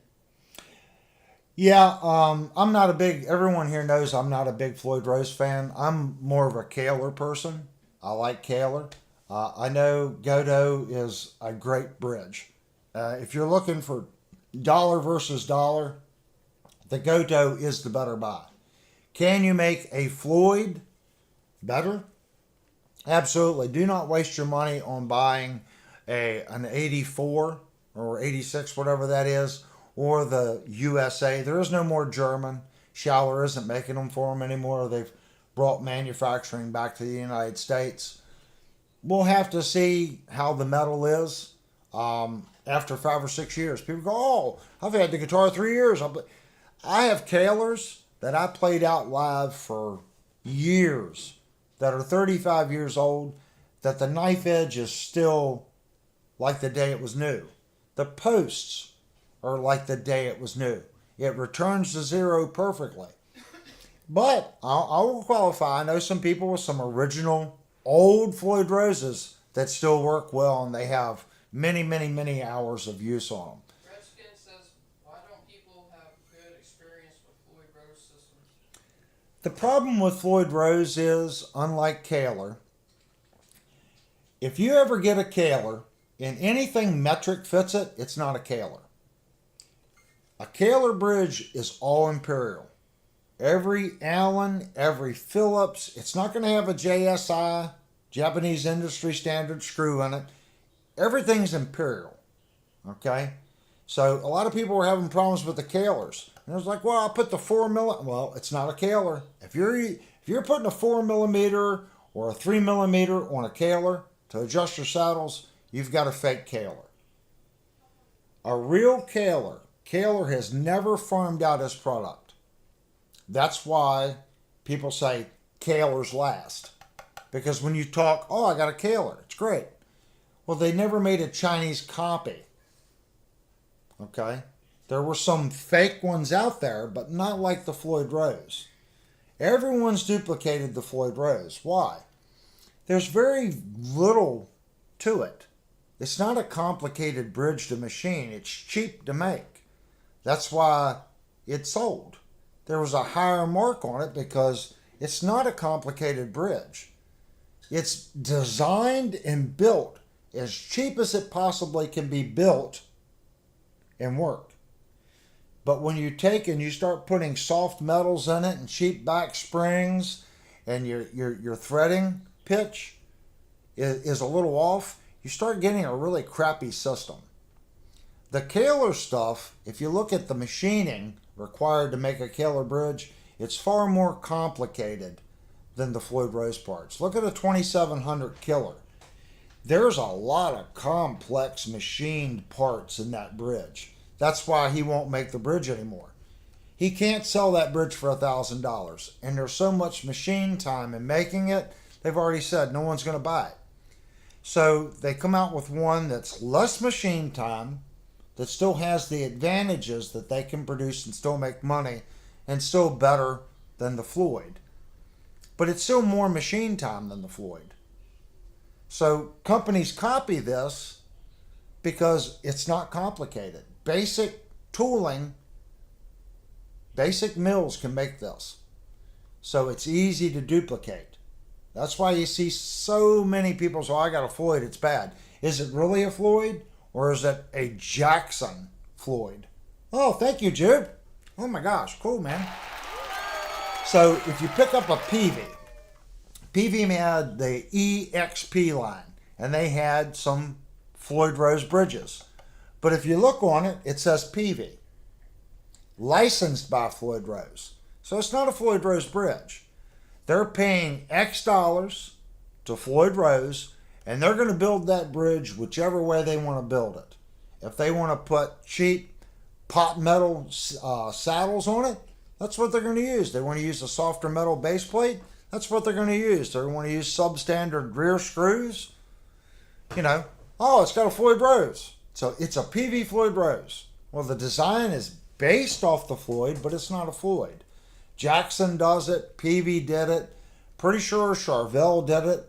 A lot of these companies do it. Is the Ibanez... See, Ibanez has a bridge that's not Godo. It's very similar in design to this bridge. Who makes it? It's not the 96, the T that you all are talking about. It's not that bridge.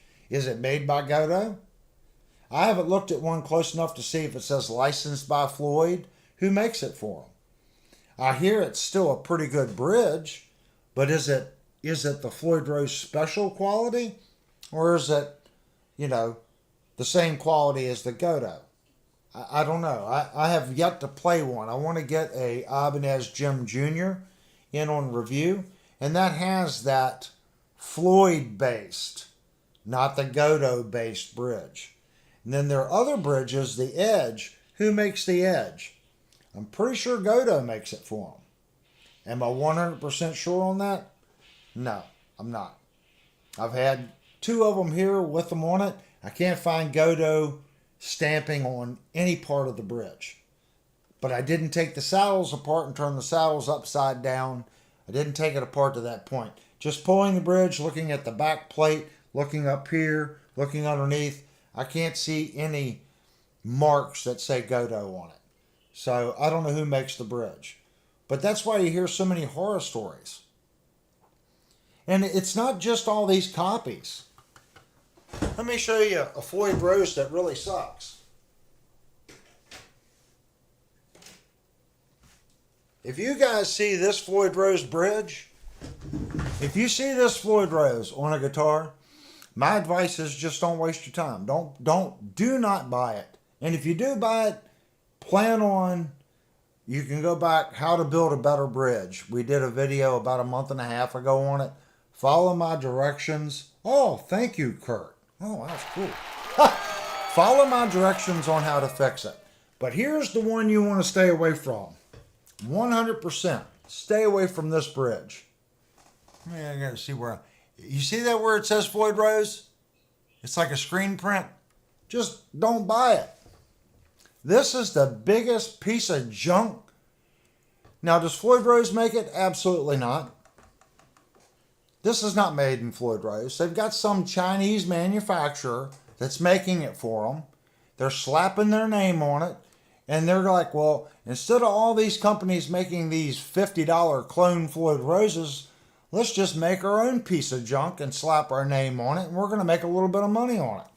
And that's what they've done here. You think a Floyd Rose Special is a piece of junk? This thing's horrible. Pull the saddles. Underneath the saddle, you can see the casting marks. They didn't even machine the bottom of the saddles on this thing. It looks like the ocean on the bottom of the saddle. Now, how are you supposed to shim that saddle with a shim?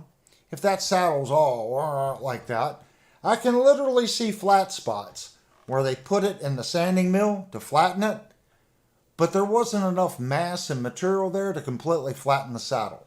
So there'll be a casting mark right in the center of the saddle where they didn't sand it all the way down. Why? Well, they couldn't sand that much off of it, because you only have 3 different saddle sizes, and they're not marked. They have no clue what that offset is on that saddle. And if they do, it's obvious that when they machine it down, oh, we can't go any further. Well, the perimeter is sanded. We're not going to worry about the center. Well, what's that mean? People go, well, if it's not 100% making contact across, all the resonation from this string has to transfer through that saddle into the plate, into the springs, into the claw, and into the post to get to the body. So if you have, let's say you've got, 0.75 squared inches of saddle. It's probably not going to be that much. It's probably 0.5 squared inches. And now you have a big open gap in that bottom of that saddle where it's machined. You don't have that much surface area making contact to that. You're going to lose that transfer. Does that kind of make sense? So instead of the whole saddle, it's only the perimeter. And each one of them is different. It's an awful bridge. Look at the spring on the back of this thing. Look at how thin that spring is. Look at that little tiny thing. It's just like that spring I showed you on that Firefly bridge. If you go back and watch, you can see the side of the spring is made, it's so thin, and then the original Floyd Rose one's twice as wide. It's not just twice as wide, but the gauge of the metal is thicker. Well, that's what controls your fine tuner. So when you go to tune this little screw is being pushed up by that spring. So when you weaken that spring, it's just awful. But it's a Floyd Rose. It says Floyd Rose right on it. Not licensed by. There's not licensed by anywhere on it. It's a Floyd Rose. So they just jumped on the cheap bandwagon. That's what they did. They're like, well, we're going to join this party too. Do you want it? That's the issue. And I see it a lot with these budget guitars. We've talked about it. I'm not saying there's anything wrong with it. But if you're paying $300 or $400 for a guitar, it's going to have softer hardware on it. The screws, everything's going to be a little softer. It's not going to be as quality as a more expensive instrument.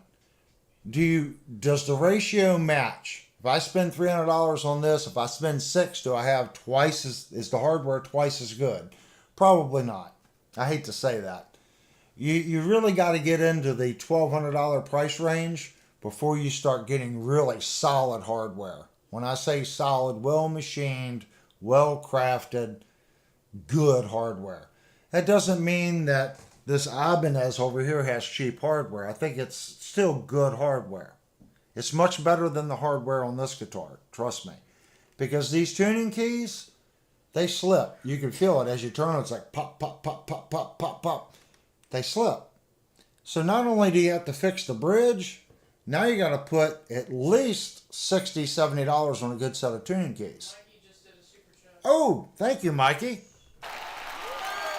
And I can already tell you, every Firefly I've ever had, this nut strips within 6 months. And during the review, I'm working on that guitar for Devastator right now. During the review, I'm testing, remember what we were just talking about? Tightening this nut while you tune the E. And I wanted to see, will it go up in tune? When I went to tighten the nut, it stripped the base plate of the locker. Because why? The string tree wasn't right, and the string was sitting out, and the metal was so soft it didn't have enough hardness to pull this block, the clamp, down to the seat of the nut to lock the string. It's stripped just with the E and A pressure on it. That is awful metal. So count on a nut, count on tuners, and count on a bridge, and you paid $300 for this guitar. It's not. I'm sorry. I like Firefly. I do. But the Floyd Rose bass Fireflies, it's just not worth it, guys. You can get an Ibanez, for about $500. It's going to have a much better bridge, better tuners, and it's done. This guitar, you're going to have to put at least bare minimum 160 in the bridge and another nut and tuners. So you're going to be at or a little above the cost of an RGA with the Ibanez bridge versus this. Cole said, Avery, with all these gifts, the super chest, you have to buy a Schecter. I bought a Schecter. Cole, you haven't seen the Schecter? Oh, we got to change the chat real quick. Here you go, Cole. We just bought a Schecter. This is my Mach 6.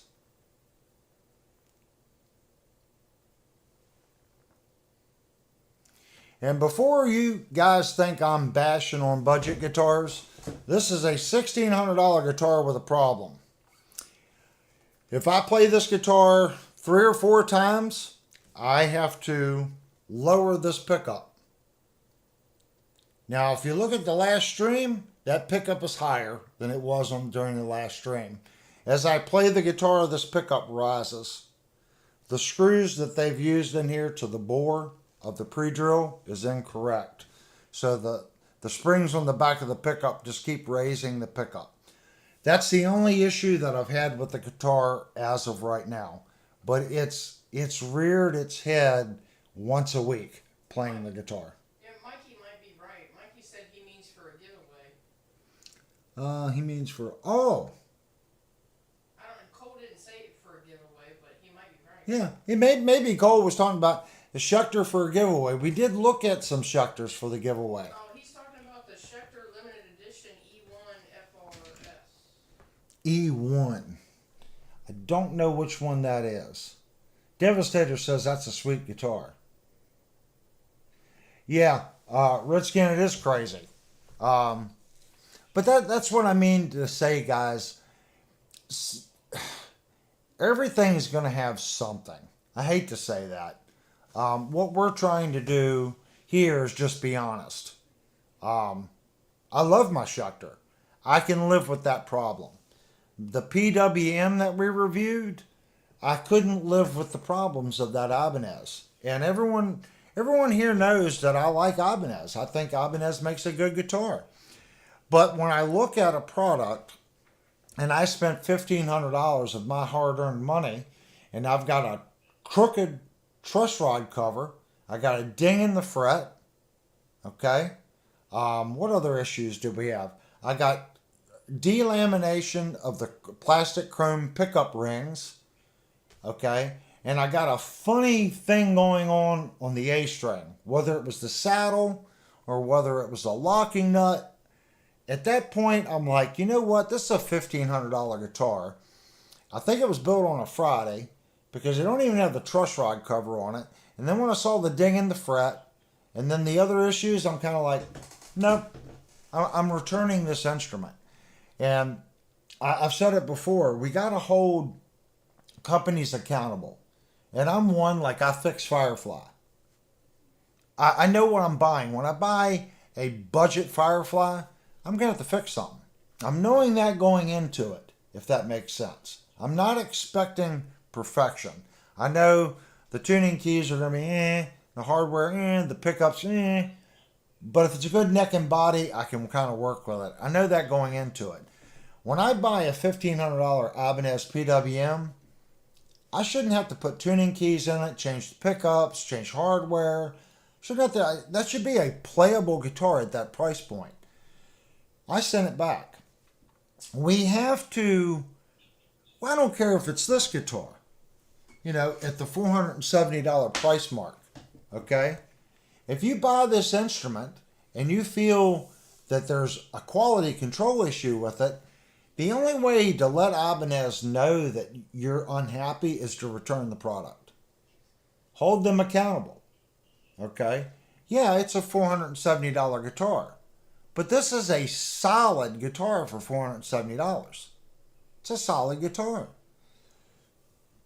Return the product. Birdman made a comment earlier, I don't think you saw it. He said you should see the disaster of a route job in the trim cavity on the silver tone. Yeah, we just picked up, what was that guitar that had, we looked at the back of the guitar, back here where it's routed out for the trim, and it looked like the wood was growing hair today. What was that guitar, hon? I flipped it around, I'm like, woo, look at that routing. I don't remember which guitar it was. We were at Shenandoah Music. It was that blue Ibanez, the new one. Was it the blue Ibanez? Yeah, the new one. The new one. The new Ibanez? The S model. Yeah. Oh, well, okay. She says it was the new Ibanez S model for $650. I'm going to bring it home. We are doing a review on that, guys. I talked to one of the guys today. Well, I don't want to say we are because I haven't talked to the owner yet, but we're going to bring the Ibanez. Ibanez has a new S model, okay, that has humbucker with the edge tremolo. And she says it was that one. I didn't think it was that one, but I looked in through the trim cover, and you could see the wood fibers floating in the air. It's a $650 guitar. So I can buy two of those for the price of the PWM, and I like the quantum pickups better. Here, these are quantum pickups in this guitar, and I like them better than the Mojo Tone. So if you're not into high gain, you're probably not going to like this. But here are the quantums.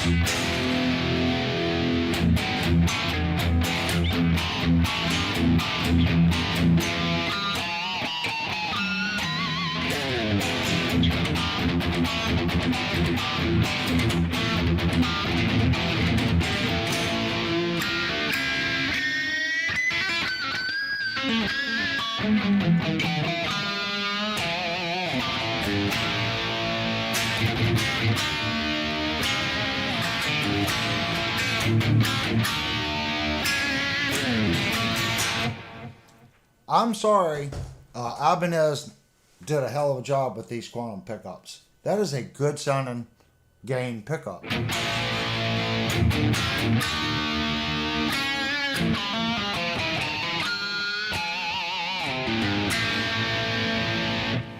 It's just got a...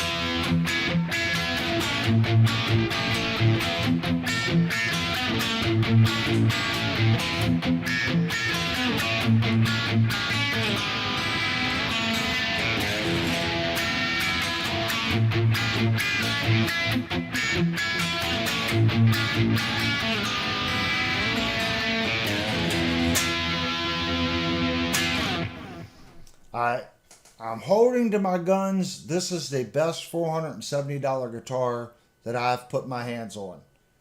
Good tuners, solid pickups. I abuse this guitar and it stays in tune.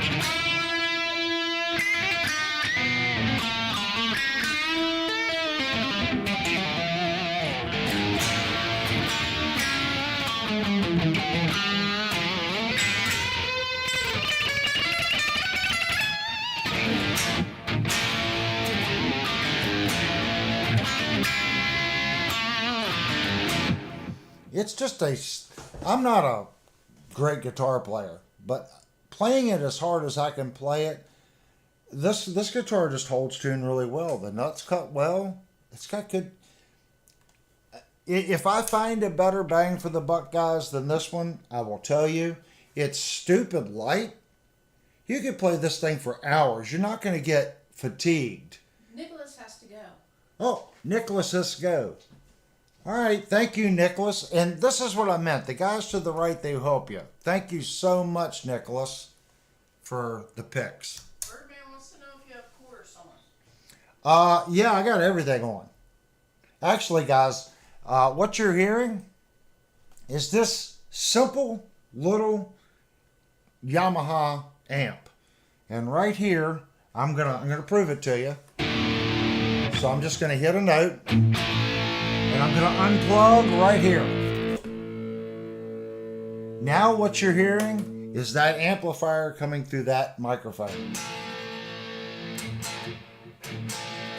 And I'm gonna turn off the microphone.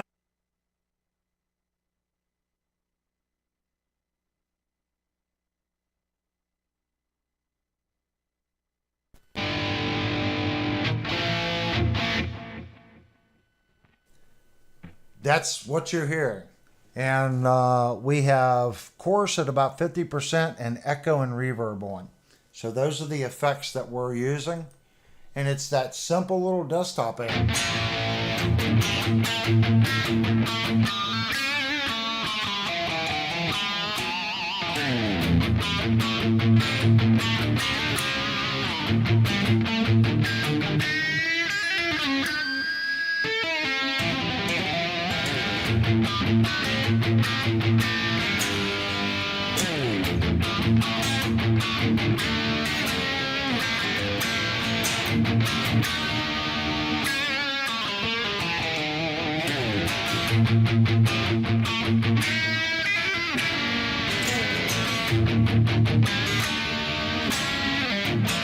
I was been playing a bridge tremolo bass guitar. I was like, I want to go, but I didn't have a bridge.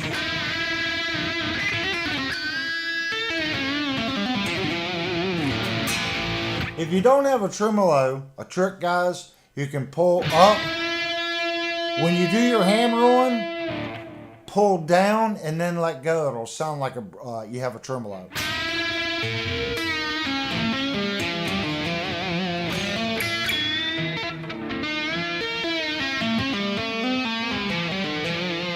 So again,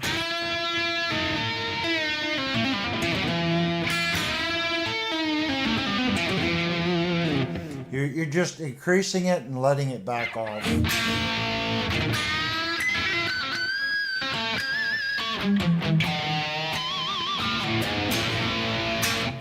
It's a good sounding guitar, and I'm not using an expensive amp. I have an $8,000 guitar rig right here. That's tube. We bought some new microphones. We're going to do it. But for doing this live stream, how can you complain? That's a good sound. It's a $329 amp. This is a $470 guitar. I would have killed when I was playing bars to have a guitar this light that stays in this good a tune with these pickups and a little amp like that I could show up and jam and just go out of the headphone jack to front of house.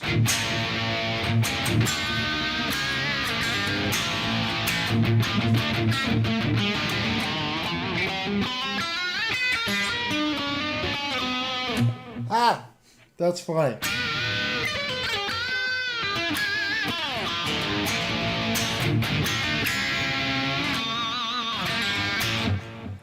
Everyone's human, you know. When you make a mistake, just try to recover and pull your way through it.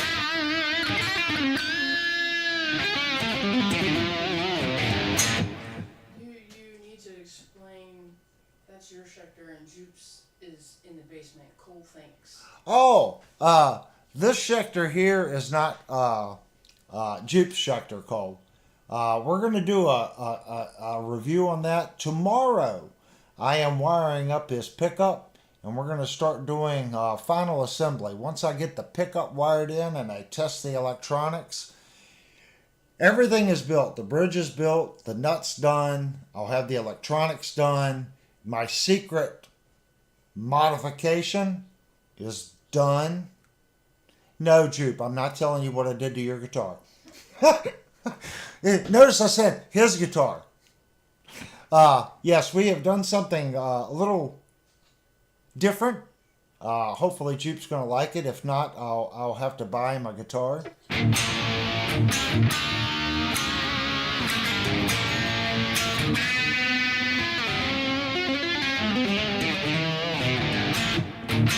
couple sour notes there. I was hitting the flat. Scares them saying stuff like that. Hopefully, Jupe's gonna like it. I'm not. He told me what he wanted, so the change I made is something that I feel the guitar needed. Would it have been okay without the change? Absolutely. But Jupe has put some resources in this guitar. I think it's a favorite guitar for him. So it's hard for me to work on a guitar and do the fret leveling like I've done on it to the quality that I've done it and put something back on the guitar that I feel is substandard. So it is an upgraded part, but when you do a guitar to that level, it's like having a Corvette, okay, and then putting Chevette tires and wheels on it. So I couldn't do the fret level like a Corvette or a Bugatti and then put Chevette tires on his guitar. I couldn't. What I did to it was something the guitar desperately needed, in my opinion. So you guys will see it. But tomorrow I'm going to finish the electronics. I'm double checking. The one cap on the guitar is testing a little funny. So I'm going to put a different cap on it. And the striping on it says that it should be this. But until I desolder it and actually test it, I won't know. So I want to see how far that cap has drifted from stock. And if I don't have the drift, I have one that's really close to what should be in it. So I might change the cap. So I'm going to play around with that tomorrow and make sure the electronics are right. He's changing the pickup. So we don't want it to sound too far out of place to the single coils. So the single coils have a different cap on them, the cap before the switch. So I need to pick something that's going to allow the new pickup to work well with the single coils or vice versa. So when he switches it. Jupe said if I liked it before you got it, I'm sure I'll love it more now. Oh, you're going to like it now, Jupe. Trust me. Just the fretwork itself it's just going to play so much better just because of the fretwork. That's why I'm like, the fret leveling and the detail of the frets. That's what you're feeling. The back of the neck and how the fretwork feels. You feel that's 80%. The other 20% is your palm against the bridge back here. Some people play forward, but if you're resting your palm, whether it's an ABR bridge, a Kaler bridge, a Floyd Rose bridge, a Telecaster ashtray bridge, that needs to be comfy for your hand. If you've got, adjustment screws sticking out of the saddle and it's scratching your hand, it's like, little tiny things that you can do to your guitar. They make different length screws. If your screws are sticking out of the saddle, gauge the screw and get you some shorter screws. Pull the screw out, look at how far that it's sticking out past the saddle, and compensate the screw. You want that screw to be down inside the saddle at least 1 millimeter. You don't want a screw so short that you're threading it down through the saddle and the top of the screw is just barely in the bottom of the saddle. So make the proper compensation when you order shorter screws. That in itself is going to make the guitar feel completely different because you're not going to be scratching your hand down here on the bridge. Double check stuff like that. The corners, Fender was bad. The old ashtray corners were squared off. They just barely rounded over, but the corner was still sometimes sharp. Break those edges. Clean up the ashtray bridge. Make sure there's no sharp corners on any of the saddles. Floyd Rose used to be bad for the corner of the saddles right here being sharp. Now the new ones, they kind of break that edge so you don't really feel it. But the old ones used to be really sharp. You would feel the corners there. This one here feels fine. But some of the older ones, they were a little sharper. Break the edge. Okay, now we're going to go back to the Discord and we're going to go over the last couple questions because we kind of got off on a tangent. Truss rod adjustments and the different types of truss rods. The do's and don'ts on truss rod adjustments. Well, to my knowledge, okay, let me go back to this one. To my knowledge, there's a bunch of different kinds of truss rods. And two basic. There's single and dual action. Okay. In today's world, everything should technically be a dual action truss rod. Really should be.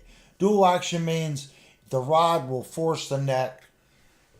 It's going to force the neck in either direction. Cole wants to know if you can make a scalloped fingerboard if he sends you one.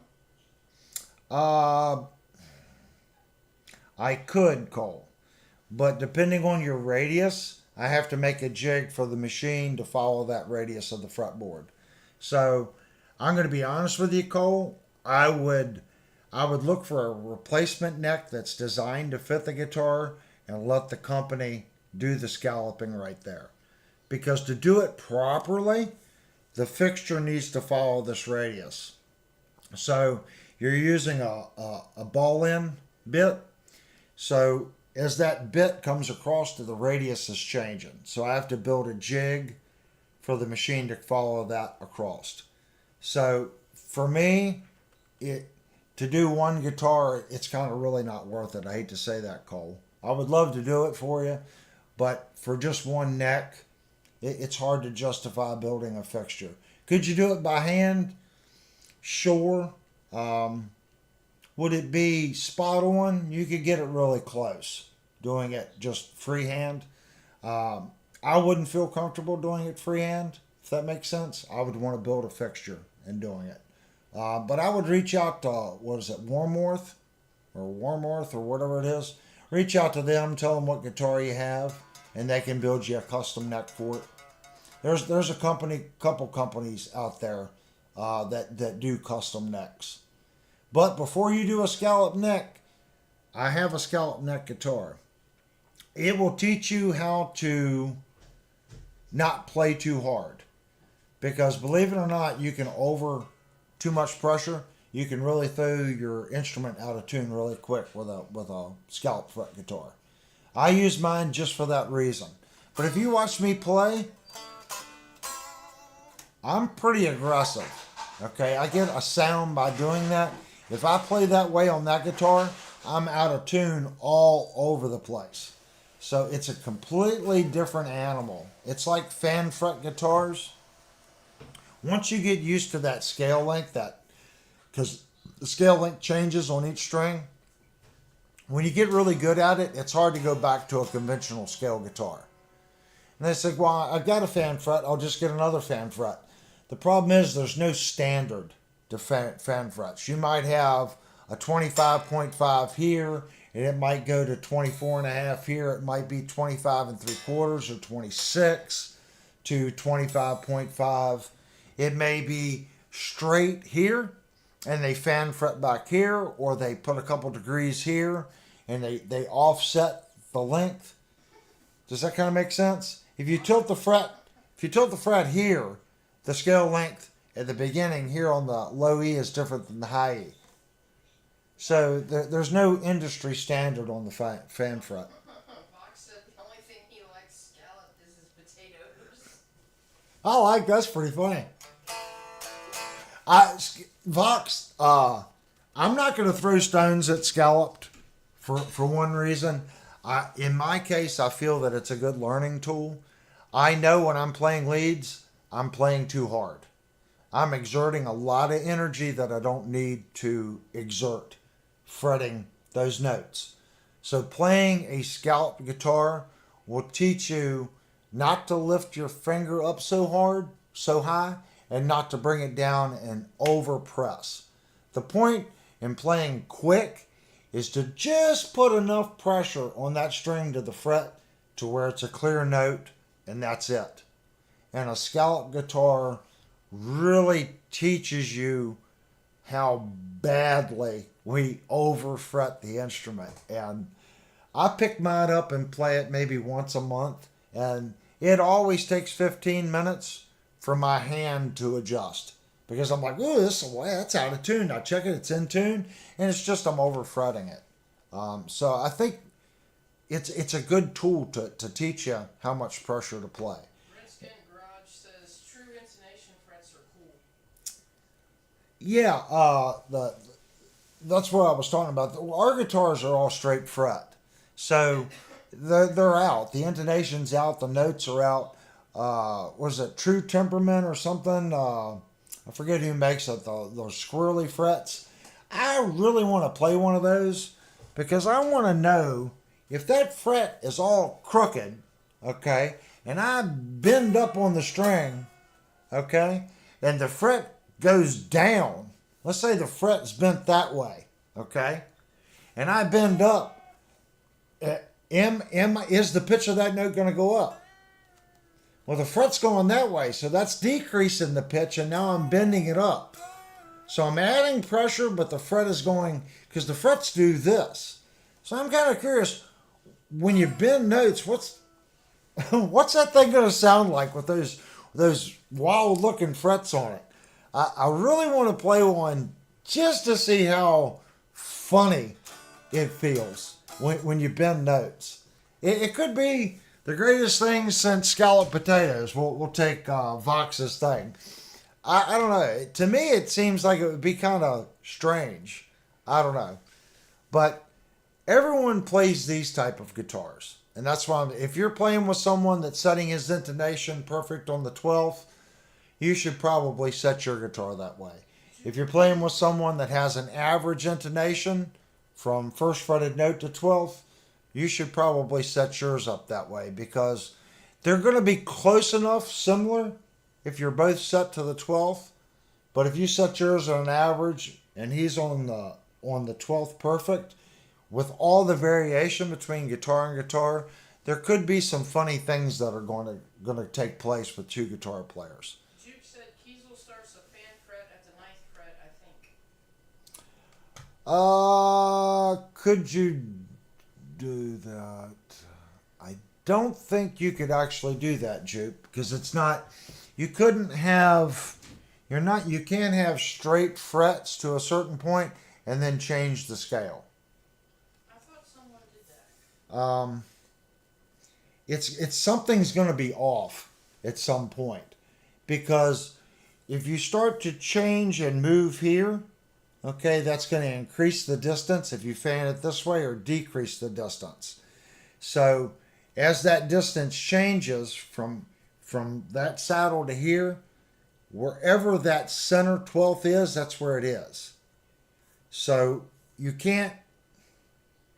not going to be able to fan fret some and have some straight. You could possibly change it a little bit like the S frets because they're not straight, but they're still following a sequence, if that makes sense. So since these are straight, if you start to all of a sudden fan fret off a straight, somewhere it's going to go out of whack, if that makes sense. But none of these are correct. That's what I'm saying. None of these are correct. You're going to have, if you set it the 12th will be right and your open will be right. None of the other ones are going to be correct. So if you fan fret, somewhere it's going to get wacky. Yeah, I mean, it has to. But don't chase it, guys. Guitars, it's an imperfect instrument. That's what gives it that sound when we, part of our sound, I'll go back to this note here. Since the guitar isn't, perfect, when we play stuff like, let's go to clean here.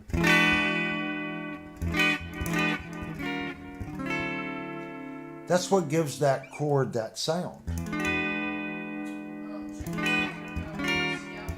And you can hear that's the imperfection of the instrument. Juke was talking about scallop versus jumbo. I would go with a jumbo fret. And you're still gaining that height, okay? But if you do overplay, eventually you're going to hit the fingerboard. With a scallop, there's nothing there, if that makes sense. But you can still take a note out of tune. Just watch the difference here. Hear it? That's all I need to actually hit. But I can over fret.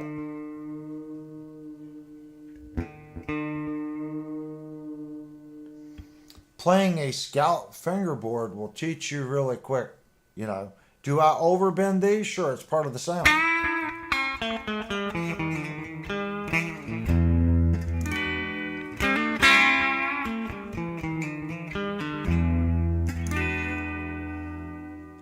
cut the tone back a little bit. But that's why we get that pretty sound. You can hear the wave.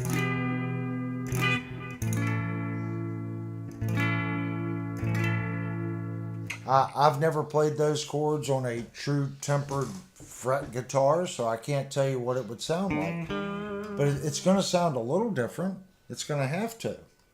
Let's go back to our special gain. So I'm getting that out of tune sound because I'm deliberately when I'm fretting, I'm pushing down harder to get that thing to go sharp.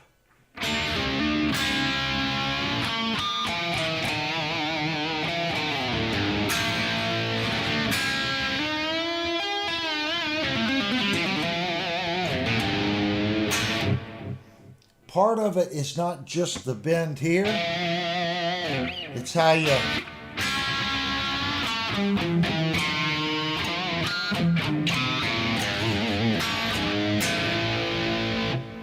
you press into it. You can get a little bit more out of it.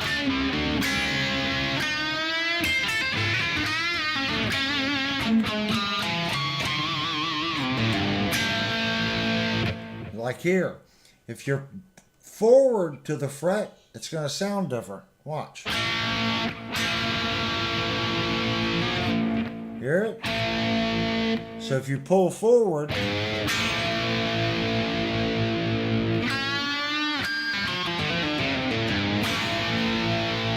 so if you're always playing in the center of the fret or coming forward, that'll change the sound too. That's why if you watch, like Steve Vai does this weird, he does this like circle motion. Okay? Not only is he moving his finger back this way in the fret, but he's doing up and down. So he's making a little circle. And that's what gives him that I can't even do it. But watch his finger. He does a circle motion. And that's how he gets that wild sounding vibrato, because he's making that circle, and as the finger goes further and closer to the fret, plus up and down, it gives it that sound. That's that Steve Vai vibrato. And that's what he's doing. Watch his fingers when he plays. I can go up and down, but I can't go up and down and make the circle. So you're doing like a little circle. Pretend to do a circle with your finger. Now you're going to notice your up and down is going to be quicker than your finger going back and forth. So you got to keep that consistent. That's how he's getting that wild sound.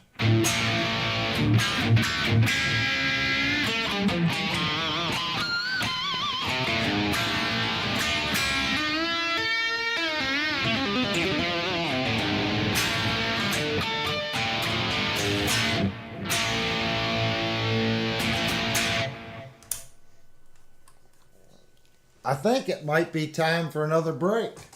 This might be a 2-break show, guys. What do you guys think? I think we had one more question at the Discord, so let's kind of go back to the Discord. What was the last question, hon? It was from Avery. After years, I only recently started using compression effect at the beginning of my chain. If it makes a world of difference in my limited experience with it. Are you using compression, and if so, what settings have you found are optional for your rig? Yes, I do use compression. This little amp that we're using tonight, there's no compression. There's a couple different ways you can compress the signal just through your gain stages, okay? But actually using a compressor limiter, yes, in my 2-break, I do use it. What we just said at the beginning of the stream, I have reset these microphones. I'm not using when I speak, my expander gate is not opening and shutting. It's not, the green's just, it's not, I took that out. I am using a de-esser, but my compressor is not coming on. I've got it bypassed tonight. So there's absolutely zero compression on these microphones tonight. Not using any actual effect compression in the little Yamaha amp. So do I use it? Sure. The louder your amp, okay, compression is one of those things that I found the more stage volume you have and the louder your amp is to where your guitar is, the less you're going to need because your pickups in the guitar is going to pick up that. The drawback to that is it also picks up everything else. So that's where your gate comes in. It gets the old saying, try to keep it as simple as you can. I know in the 80s, it was nothing for people to be running 15 effects simultaneously. The more crap you put in it, the harder it is to make it sound natural, if that makes sense. So if you can do without compression, do without a gate, do without, layering a bunch of EQs do it too. Everything colors the signal. The less you can have between it, the better off you'll be. That doesn't mean someone running 20 different effects can't have a great sounding rig. Just the old saying, keep it simple, stupid. If you do that and you have less things to screw up, I guess that's what I'm trying to say. But compression's a great thing. I'd use it on my tube rack over there. The settings on it, I would have to go over there and open up the setting window. I think it's usually like 2-to-1. I use maybe 14% of attack. It's not much. If you're doing guitar, maybe look into an aerial exciter and maybe a BBE. The aerial exciter is very similar to a sonic maximizer. The aerial exciter is going to have more of a mid-band sweep where you can change it, where the sonic maximizer is going to be more of a boost as far as your bass and your high, as far as how it sweeps. You're going to get more sonic compression and add with a sonic maximizer or the aerial expander than you would with a compressor, if that makes sense. That's just my opinion. That's what the chat window on the right. I see there's 28 people here. Mikey said, where in the chain do you run compression? That really depends. You can do post and pre.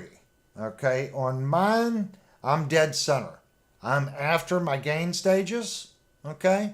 Because I'm running 3 gain stages. So I'm gaining compression in the gain stages. I usually put it after my EQ.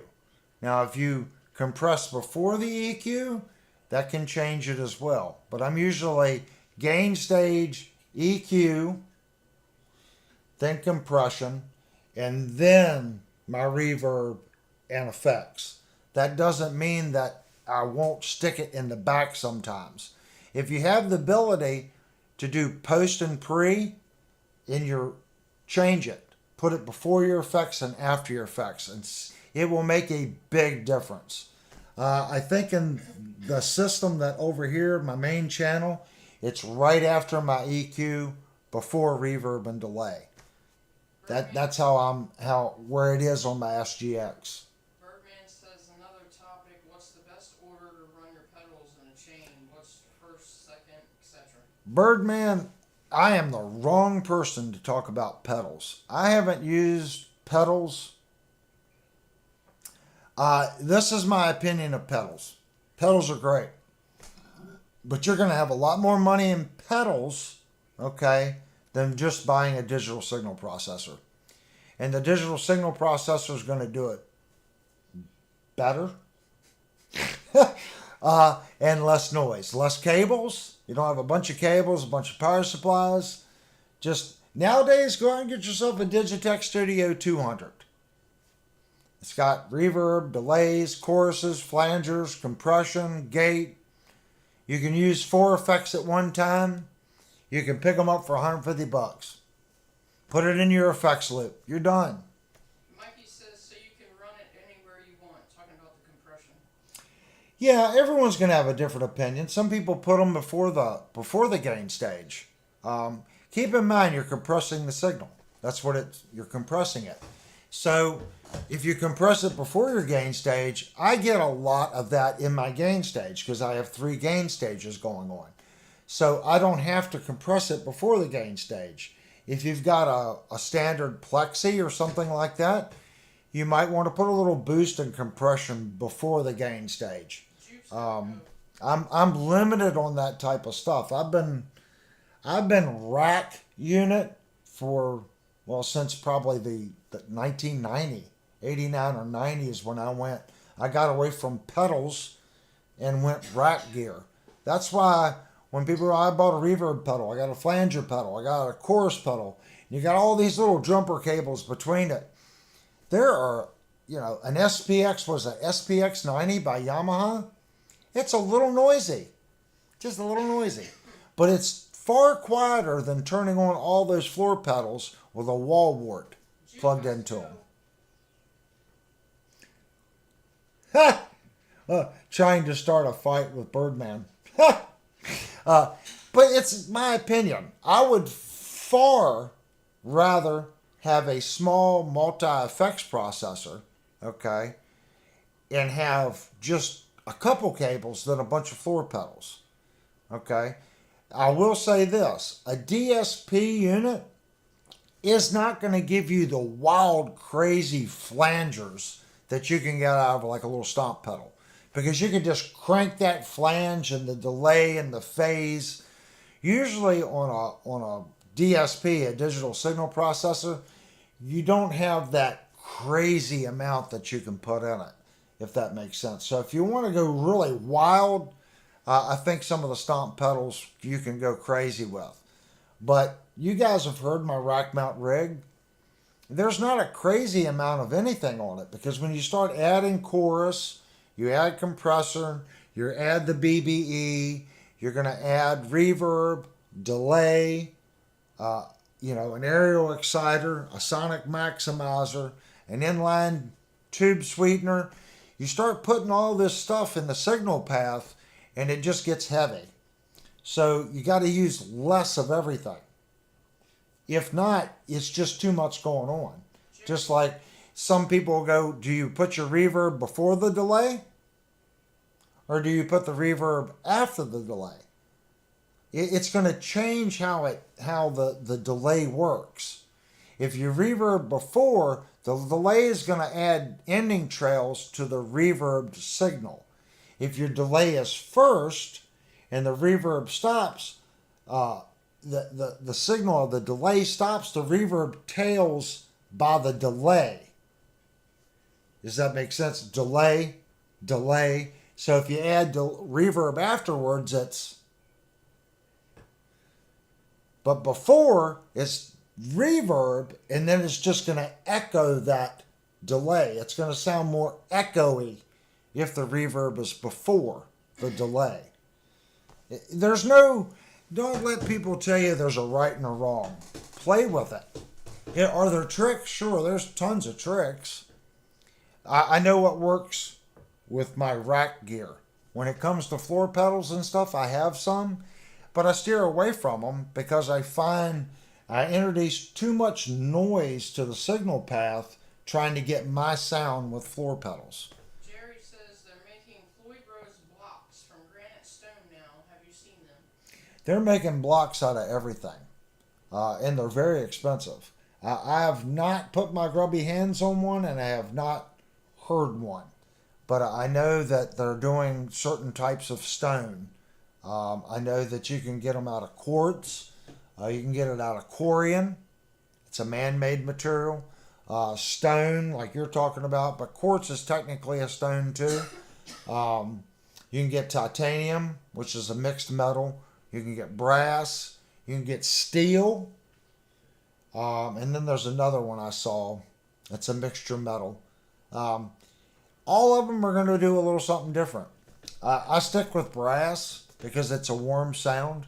The brass kind of offsets the stainless steel saddles, and I like the stainless steel saddles. There's nothing wrong with brass saddles. I might try maybe a brass saddle with a titanium block or a quartz block. I just don't know what it's a harder material it's going to be less weight. Like quartz is going to be less weight than the brass. So as far as mass and density, the brass would be better, but as far as I could see where the quartz would be probably brighter. But you got to A/B it. I mean, unless like I could hear just a little bit of difference between a stainless steel saddle and a brass saddle, but it's not a tremendous difference. You're going to hear it more if you A/B the two, if that makes sense. I'm not going to say it's bad. I think it's, what is it, FU Tone? Makes a ton of different materials if y'all go to their website on blocks. But they're expensive. We're here talking about the best bang for the buck. And the Music Lily blocks, they're between $10 and I think $19 for most of their blocks. It's a solid brass. It's good brass. There's no air pockets in it. I've machined them down. I've yet to hit an air pocket in any of the parts. Seems to be good quality and it's a good price. It's hard for me to buy a titanium block off FU Tone for $100 when I know I can spend $16 on a Music Lily solid brass block. It adds sustain. It sounds good. Is the titanium one from FU 5% better? It could be, but it's also 5 times the price. And again, I'm not cutting it down. If that's what you want, do it. I don't want to say that it's the greatest thing since sliced cheese. I haven't tried one. I'm trying to think. Have we missed anything? No, I think you're good. Take a break. Oh, okay. Linnell says it's break time. So I guess tonight is marathon night. Yeah, Searching for Tone said, why not make it a 3 break night? Yeah, we're gonna take another break right now, guys. So we got a really awful chat rate, guys. We've got like a 1. That's awful. Welcome to live chat. Remember to guard your privacy. I don't know why that come up all of a sudden on my end. All right, guys. Again, we're going to take a 5-minute break. I'm going to warm up my cocoa because I was talking too much and it got cold. So when we come back, we'll talk about a new topic. I think we hit all the Discord topics, so now it's open forum, and we'll pay attention to the chat if you guys want to talk about something else. And remember, guys, it's not just me here.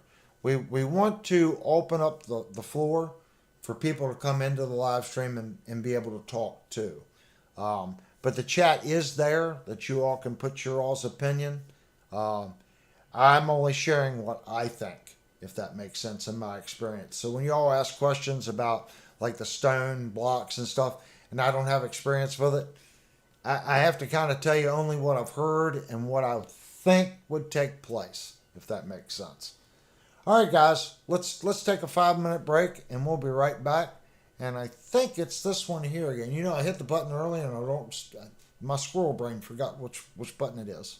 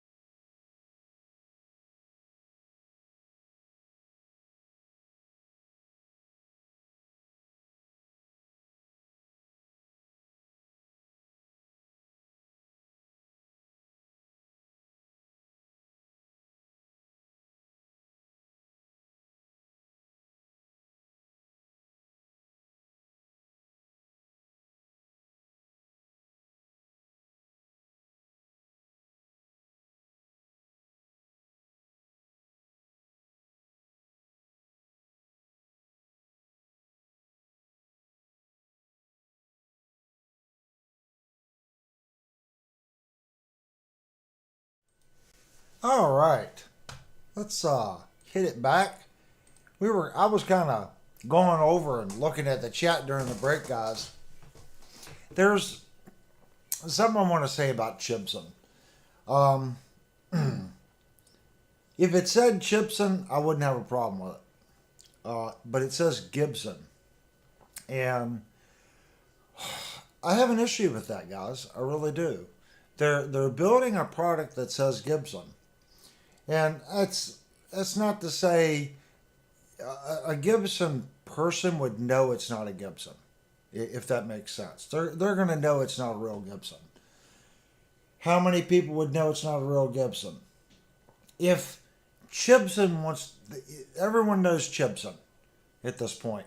Just put Chibson on it. Don't make your product and try to claim it's something else.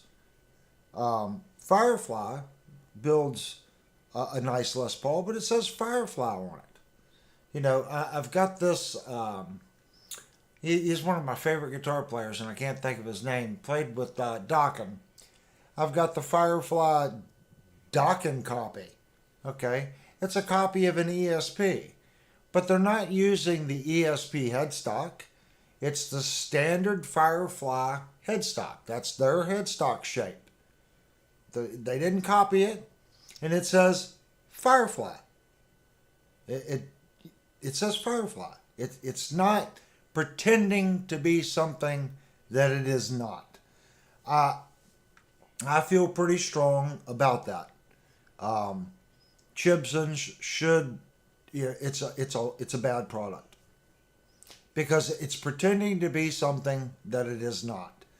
That's fine. They want to build that guitar. I got no issues with the guitar.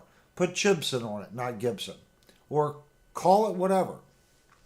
Some people have photo evidence of Firefly being made in the same plant as Chibson. Firefly, I know, has 4 different vendors that supply their instrument. I can tell by the build and the routine and the routing. It's not made on, all their guitars aren't made in the same plant. There's too many variations in the step overs, too many product variation. So not all Fireflies are made in the same plant. I've seen pictures of the Fireflies right next to the Chibsons that say Gibson sitting on the same production table. The box is right there. I have an issue with one of the products and I don't have an issue with the other because one says Firefly, not Gibson. If I owned a guitar company, I wouldn't want some Chinese manufacturer putting my name on that product. I just wouldn't. You know, that's how I feel about it. We're not going to get into the child labor and the sweat labor and all the other things that I hear. We're just talking about Gibson, like them, hate them, anywhere in between. If you owned a brand, that's your brand. Someone else shouldn't be able to manufacture something and stick your name on that product. Period. I don't care if you're making windows for a house. If another company put out a window and called it Anderson, and Anderson Windows made a window, and the new Anderson made it for half the price and used substandard materials, Anderson Window Corporation has a right to sue them. Anderson Windows is Anderson Windows. Gibson sues everybody. I'm not saying Gibson's right. But that's a blatant copyright thing. It's their name.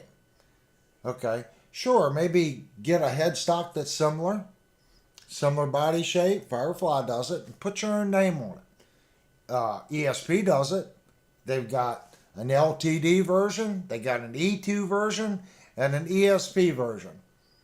Very similar to a Gibson Les Paul. But it doesn't say Gibson. It says E2, LTD, ESP. Schecter does it. Schecter builds a heck of a Stratocaster. That Nick Johnson Stratocaster, That's a heck of a Stratocaster. But it's got a Schecter headstock and it says Schecter. It doesn't say Fender Stratocaster on it. It says Schecter. It's not a clone. Does that kind of make sense, guys? I'm pretty stout on that one because I worked in manufacturing for many, many years building products. And it's hard when you have a proprietary product and then someone comes out with a cheaper version of it. Even though they're using their name, they're leaning on your product success for quality, and they produce it cheaper and not to the same spec, but they're riding your coattail. That's bad enough, even under their sub-brand name. But to produce a product and use your company's name on it, I can't go there, guys. Birdman says, have you heard of, I cannot pronounce that, Shaheen's guitars? Birdman's comment. Is it J-Man has a... No, above that. Avery, have you heard of... Yeah, it's the... I've seen the name. That looks familiar, but I can't pull it out of memory. So I don't know what they do. I mean, if you want a Les Paul and you want in my opinion, you want a better Les Paul, but you want a traditional build of a Les Paul, buy an Eastman. It's made in China. But it doesn't say Gibson. You want a nice Les Paul, buy an Eastman. But if you want a Les Paul, buy a Gibson Les Paul. There's nothing like a Gibson Les Paul than a Gibson Les Paul. That doesn't mean every Gibson's good. I'm the first one to tell you, if you're buying a Gibson, play it first.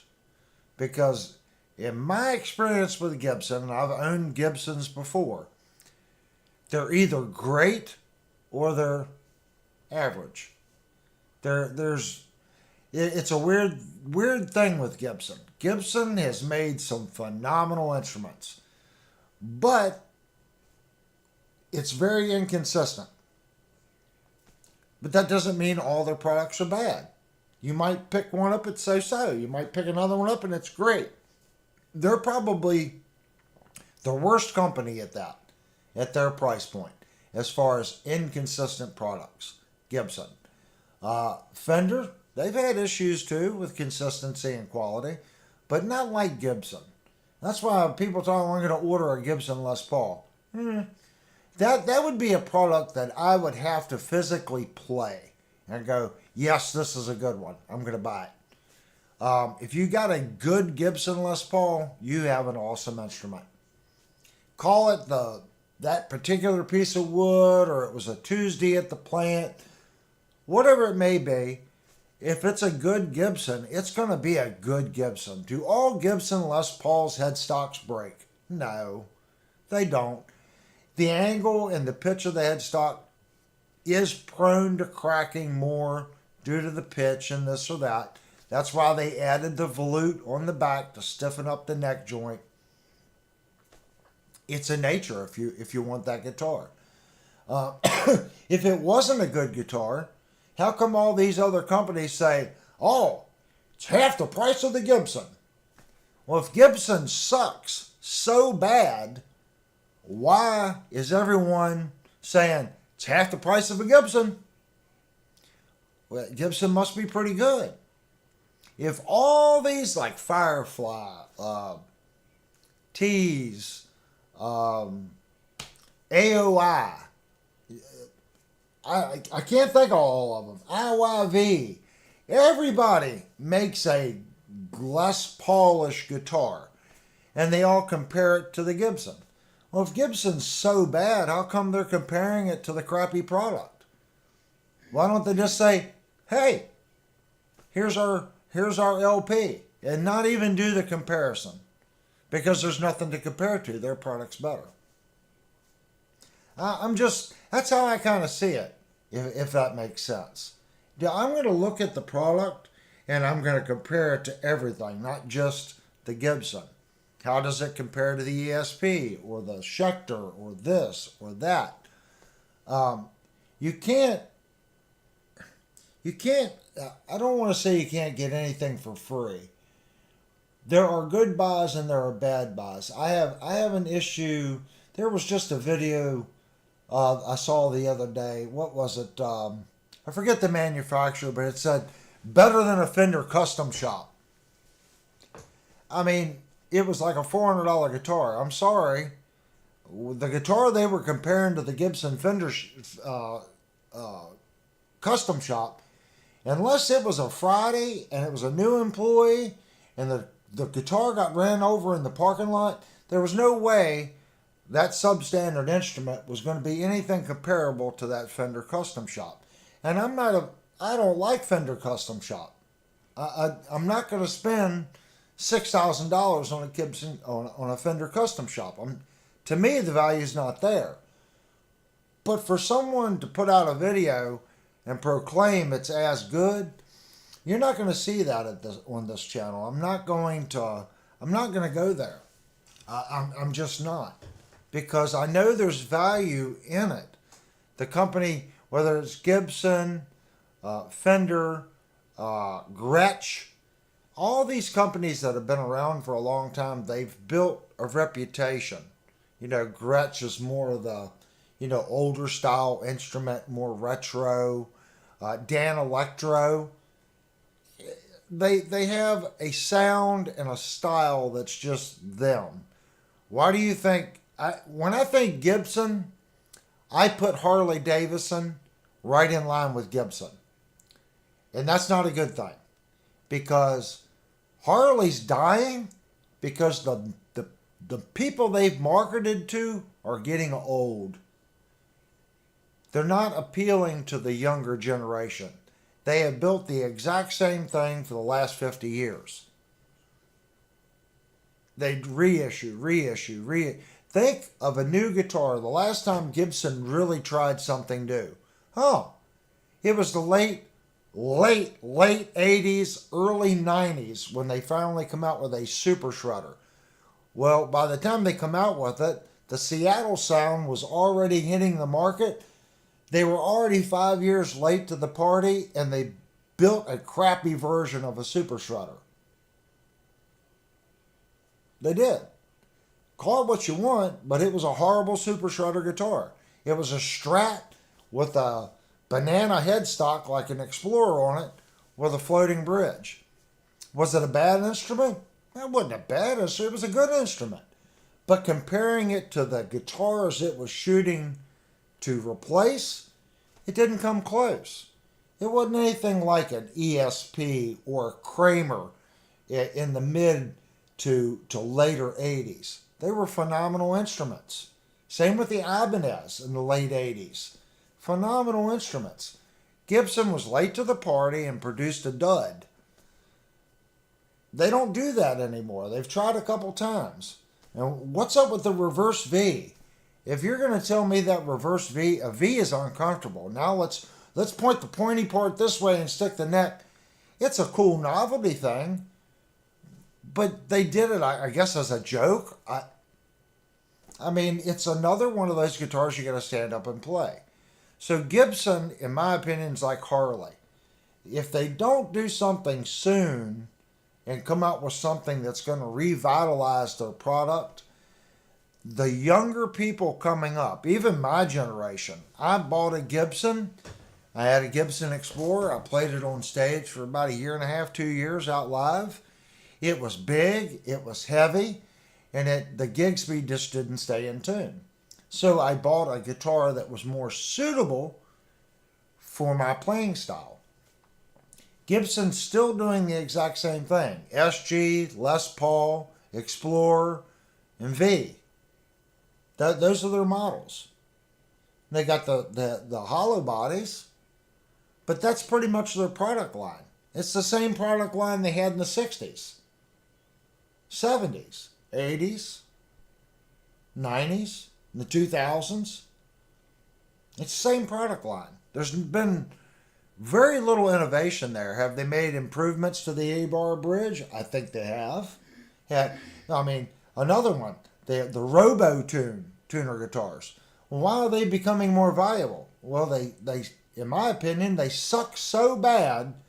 When people had them, they took the Robo tuners off, threw them away, and stuck different tuners on them. So now, if you have a Gibson Les Paul with the original Roto tuners that's unmolested, it's worth big money. Not because it was a good guitar, because it was a failure.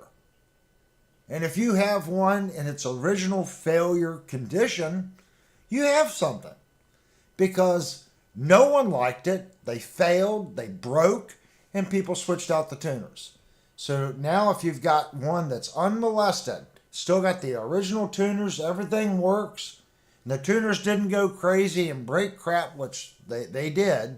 They would just whack out and put too much tension and cause microfractures in the neck, did all kinds of weird stuff.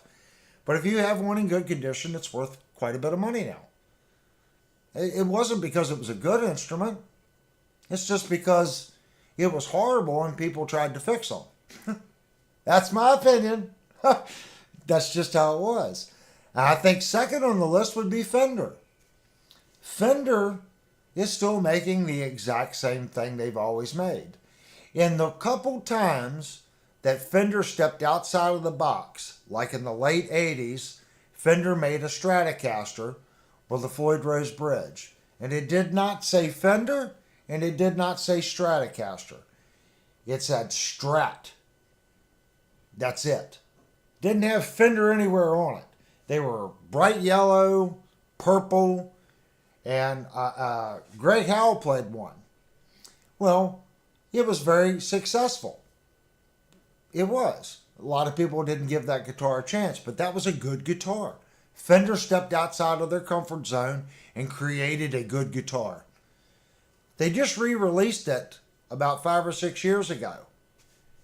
They messed it up. It had horrible pickups. They would pick up radio stations. I remember testing one out, and I'm picking up the radio. You know, it was bad. I'm like, well, at first I thought it was the cable. I'm like, it's not the cable, it was the electronics in the guitar. It was literally picking up the radio station. Now, granted, there was a radio station literally 2 blocks away with a transmitter, but none of the other guitars were doing it there at the shop. Just that Fender Strat with the Floyd Rose on it. And it's not a Strat with a Floyd. It was the Strat. It was the a re-release. I think it was like 88, 89 when Fender did it. Like I said, it did not say Fender on it. It just said Strat. But they goofed up the re-release. So Fender's doing the exact same thing. They're not really creating anything, if that makes sense. There's no new body shapes. So they're dependent on a legacy. You know, getting back to the Gibson thing, I think when companies do that, I think they're really misleading you. And I don't want to do that here. That's why you don't... I'm not going to say I'm not going to do it because I want the channel to grow. But I want to watch how I do my clickbait. I've been thinking about it.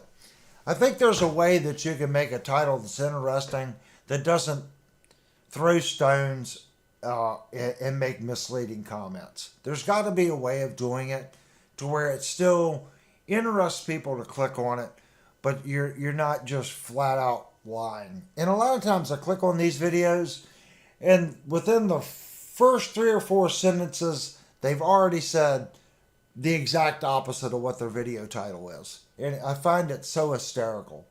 I just don't want to do that, if that makes sense, guys. I'm rambling because I saw 4 videos with that type content come up on my feed literally in the last 3 days, where they're throwing Gibson or Fender or some other high-end like Ibanez under the bus because someone has made a $300 to $800 price guitar at a half or the third of what the other guitar was. And you know it, the product isn't as good. I listen to the demos, it's kind of like, well, that sounds thin, or, you know, whatever it is. But I'm worried about people that are starting out playing that fall for that. And they buy it, and it could be a solid guitar. I'm not, I guess I should qualify that. It could be a solid guitar, especially if you're in the $800 price point. Don't use another company to sell your product. If it's solid, let your product stand on its own merit. The truth will get out eventually. You don't need to throw Fender or Ibanez under the bus. You can say, look, I built this guitar to serve this. It's comparable to these models. I find that, in my opinion, more respectable, if that makes sense. But I'll tell you if something's a piece of junk. We've had some piece of junks on this channel, and I always give those companies a chance. So far, we've had 2 Ibanez's on this channel, 2, that weren't good. The AX120, I'm sorry, that guitar is a cheese grater in your hand. If you have an AX120 Ibanez, I'm sure you've done fretwork to it. Because if you didn't, your fingers were bleeding. I've played 3 of them, and they're all the same. Most stores don't carry them because the fretwork is so ferocious on it. The next Ibanez we've had on the channel that, in my opinion, wasn't good for the buck was the PWM20. The guitar is too expensive for what you get in the pickups that are on it. It's just my opinion. You can buy the new S model for $650. In my opinion, it's got better pickups in it, same bridge. You're not getting a 3-piece neck, you are getting a scarf joint. So that lowers the price. But for $650, it puts you in the S model with a nice 0 bridge for $650, not $1,500. Trying to think if we've had any other. But for that being said, we had an Ibanez AMH90 hollow body on the channel. Phenomenally made instrument. The fit and finish and the general construction and the sound of that guitar, probably, the fit and finish is better than my Epiphone Dot. And I love my Epiphone Dot, but the Ibanez fit and finish was better than the Epiphone Dot. I think my Epiphone sounds a little warmer than the AMH90, but the AMH90 was a heck of a guitar. This guitar right here, another great Ibanez. So I'm not going to throw Ibanez under the bus. This channel's seen some good ones and some bad ones. Fender. The Fender's Standard. Not so great of a guitar. I like the guitar, but when you look at it, $620, I feel there's better instruments out there for $620 than the Fender Standard. I would rather buy a Squier 40th anniversary or a vintage vibe than the standard Fender. Just would. That's my opinion. We've had a bunch of different ones on here. Just go back and look at it. I think I don't hide anything from you, so it's about honesty. That's why I don't want to down. I've yet to actually review a Gibson product. We've had Epiphone on the channel, but never been able to review a Gibson. And it's probably not going to happen anytime soon because I'm not in with a store that retails Gibson. I can get Fender. So if someone wants to review an American Fender, I could probably make that happen. Or American Telly, I could make that happen. Schecter, Jackson. Other than that, we have to purchase it and then resell it to make that review happen. That makes it way YT. It can't fight it. Searching for Tony, my little squirrel brain's going a mile a minute, so that's the way YTs can't fight at it. YouTube. Yeah, I'm going to be honest with you guys. I'm really struggling with some of the stuff. I mean, I shouldn't be concerned with it because we're trying to build an independent community. And I think everyone here is smart enough to see through some of the stuff that YouTube posts. And I'm not going to name any names. I just saw a video from someone that I'm subscribed to that is only going to play a certain kind of instrument from now on. And is it worth it to him? I hope it is. I hope the manufacturer reached it out to him and said, we're going to make it worth your while. Now, he claims he's not getting a dollar for it. If that's the case, why would I do that? If ESP come to me and said, look, you can pick any guitar you want.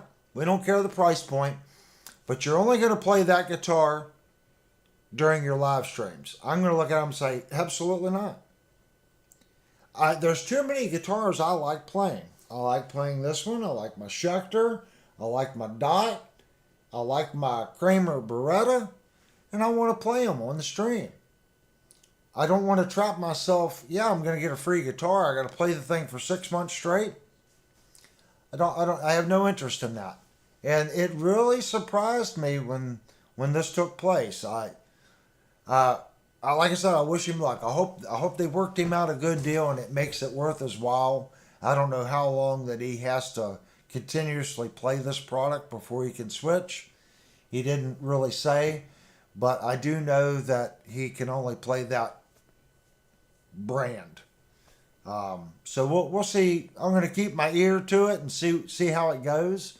But he claims he's not making any money on the deal. I don't understand why he would do that. So little things like that throw little flags up to me. So I'm trying not to be a hypocrite, if that makes sense. And I catch myself. I say I won't do this, and then I turn around and I'll say something completely negative about a company. So I guess I got to qualify what I say. I'm saying it because of this one product. I don't want to throw anybody under the bus. Firefly's had some home runs. They've had some complete misses. Ibanez has had some home runs and some complete misses. I think they all have it. And I'm kind of beating a dead horse, but I see the people coming in, it's going up and down. We're just here trying to find great products that us working class people can do. That's why we went over the microphones. We want to kind of play around with mics and see what works. And I saw someone, I finally, during the break, I read Birdman was going to start a fight. And I didn't quite understand what that comment was about. The comment was about which pedal to put where. It's like how much salt and pepper do you want in your gravy? Everyone's going to be different. That's why the chat and Discord's there. You guys can experiment and play. I'm sure with this rig or this amp or this guitar, there's always going to be a better sequence than another sequence. Is it going to be the same for everybody? Absolutely not, because everyone has a different amp, a different guitar, different processing. There's so many variables. So you just got to kind of experiment with it. And I didn't understand what the fight comment was about until after the break. So I'm kind of touching base on all that I went back and read. That's what you say. Tonewood. I'm 100% on Tonewood. Nothing. You want, guys, I'm telling you right now, you want a guitar made out of Tonewood. The best Tonewood you could buy, balsa wood. It's lightweight, and you only have to use about a 2-inch washer on the back of it to hold your maple neck. And you're going to have just a little bit of neck dive with the balsa wood body, but that's okay. Yeah, I mean, everyone expects neck dive with their balsa wood body. That's how I would build it with Tonewood. I'd use maybe balsa wood for the body and maybe poplar on the neck, because poplar's a little less weight than the maple. It might be too much. That might help on the neck dive. I'm just joking, guys. If you want to believe in Tonewood, I think, sure, it's got to do something. A less dense material has got to change the characteristics of a guitar than something that has more density. And if you don't believe in that, then why are you changing the block on your Floyd Rose bridge? So well, I'm going to put a big ass block, solid brass block on my Floyd Rose. I'm going to gain sustain. People will say that and then say, oh, tone wood makes no difference. Well, maybe it's not the wood, maybe it's the fiber density. And maybe it's the exact same principle on your block. Different metals have different density, different weights, different structure. It changes the way it sounds. Devastator said cardboard for the neck. You know, cardboard, there's a YouTube video on someone carbonized cardboard and made a guitar. It was pretty funny. He routed it out. He dipped the cardboard down in epoxy and CA and hardened it and then routed it out and built a guitar out of it. I have to go back and find that video. But it actually didn't sound that horrible. I mean, once you epoxy the cardboard and it becomes a solid, it's just like, that reminds me, I played two different, now this is a company that was iffy on this channel, two different Leo James guitars. Both of them were Hurricanes. One had the epoxy top, where they poured the epoxy in, and the other one just had a laminate top. Exact same pickup, exact same everything. The one with the laminate epoxy top just didn't sound full and airy like the laminate top one. I think the resin and epoxy mix guitars like that, I think it changes the way the body resonates. Good, bad, or indifferent, but I did hear a difference in those two guitars. The caps look the same, the pots look the same. I know they had the same pickups. The epoxy one just didn't sound as good. And first one, there's a lot of things that can contribute to that. Maybe the neck pocket wasn't as good. Maybe the neck slab wasn't as good. Just saying the epoxy one didn't sound as good. And that's what I'm also saying. If the density doesn't matter, why do we switch blocks on our bridge? Why do we look for a heavier claw to support our springs? It does. You know, people talk about, oh, well, Fender used heart pine in the 50s. Well, I got news for you. The heart pine they used in the 50s was a really good wood. We have to purchase some of that stuff for the remodel work that we do. A good piece of heart pine is more expensive than white oak and mahogany. It's more expensive. The grain pattern is completely different than heart pine that's cut down today. That means it's the heart of the tree. A tree cut down 60 years ago that was heart pine, or 120 years ago that's used in the beams in the New York City factories, if you can find a chunk of that, you've got a beautiful one. It's a beautiful piece of wood. Beautiful piece of wood. 1850 to 1800s heart pine cut that's been setting that you can get reclaimed, big slab. Trust me, you build anything out of that, I guarantee it's going to sound good. You know, that's not pine. Like when it's a heart pine guitar. It's just like the 50s. Unless they're using reclaimed or something that was from that genre, it's going to be different. The mass and the grain structure of the wood is different. Trust me. There is a difference. And the heart pine that Leo Fender was using to keep the weight of that guitar down.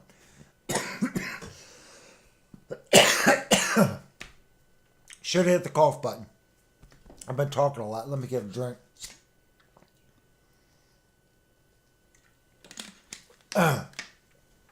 There's a difference, guys. I'm not going to say, like Paul Reed Smith, he's all about it. I think it makes a difference. I think everything makes a difference. It comes down to how much difference does it actually make. Does it make 2% difference? A 5% difference? If I put a CTS pot in versus a Barnes pot, of course they're going to sound different. It's two different pots. Is one going to sound better than the other? I can tell you if you use the little tiny pots, they sound fine. The difference is the radius of the trace. It's a smaller diameter. So it's more sensitive. When you go to a large pot, the carbon trace is larger. So it's going to be less sensitive by little tiny turns. You can get in between easier. There's nothing wrong with a little what they call dime-sized pot. They're good pots. There's nothing wrong with them, as long as it's not that PC pot with the little wipers going. Those things, there's not enough carbon on that trace for them to last. If you're playing that guitar every day, every day, every day, every day, you get 10 or 15 years out of it. I would say you're lucky. A good full-size carbon pot with a nice trace, it should last. You should get 20, 25 years out of it. But if you're sitting there all day, every time you move that pot, that wiper arm goes across the trace. You're losing material. You're losing carbon. So it's not about years. How many times was it turned? Was it 1,000,000 times, 1,000 times, 5 times? There's your difference. People, I've had this pot and this guitar for 40 years. Did they use the pot? Did they use the volume knob? Oh, my tone pot, that's never failed. Well, I got news for you. I very rarely use my tone pot. I'm usually full volume, full tone, and that's how I play. 95% of the time, the volume's all the way up, tone's all the way up. So if I say, yeah, I've got a pot that's went 40 years, how many times has it been turned? Maybe once at the beginning and ending of each song when I was out playing live? That's not a lot when you consider pot life, if that makes sense. So I always take things with a grain of salt. I'm just trying to explain. I've been watching a lot of YouTube, watching other review channels. They leave out really important stuff that you need to know. Hardware quality, the difference between a PC pot and one that's actually on a fiber board that has a true carbon trace and not just a copper trace. The wiper arm material, how much is it bent? How many wipers are in the pot? Is it a 2 wiper trace? Does it have 3? Is it one solid trace? Everything makes a difference in these pots. Does the pot wrap around? How do the extension legs come out of the pot? What's the base metal component of the pot? Is it some composite alloy aluminum junk, or is it a brass body pot? All these things will change that pot. When you go to hardware, oh look, it's the same as Fender or Gibson right back on it. Is it a good quality hardware? Pay attention to all these things. It's a lot of things, and I don't really cover too much of it on my reviews either, because I feel like I'm beating a dead horse. I shouldn't have to. Well, I guess new people do watch, so you should know there's just certain things to look out for. I see the chat window. The chat rates went up. Thanks, guys. It was at a 1. I saw it, and now it's up to 5. So if we got 23 people watching, all 23, please type something.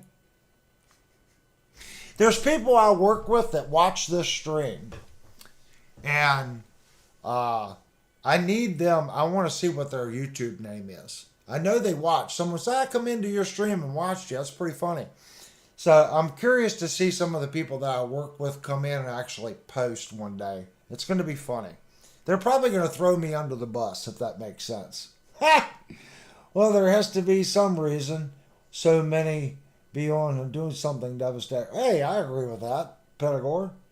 Pots are for smoking. I agree with that too, but I haven't done that in a while. I can't do that. I get sleepy. When I was doing that out playing, no one would give me any, because it's a waste. Because I would take 5 toques and I'd be out like a light. It just put me right to sleep. Now, I was one of those happy drunks when I played, but you give me that, you want to put me to sleep and I was talking too much, hey man, here it is. And I'd be out in 10 minutes, man, just counting the sheep jumping the fence. That's just how I was. Am I missing anything, honey? I don't think so either. Oh, we got the chat rate up to 6. Come on, guys, we can hit 7. But But if anyone has a new topic, now's the time. I'll go back to Discord since it was eliminated. And I don't see anything new on Discord, so that means it's open floor, guys. Warhorse said night. Oh, Warhard Arts, thank you so much for coming in. I hope you had fun talking with everybody. I think it's great when people come back and chat and talk. And I just want to, every single person in the chat, I want to say thank you for coming in and hanging out. We're doing a little bit longer stream tonight than normal, but you've been in there quite some time, and that means a lot. YouTube sees that you've been on for X, that means a lot. That really helps. Emojis help.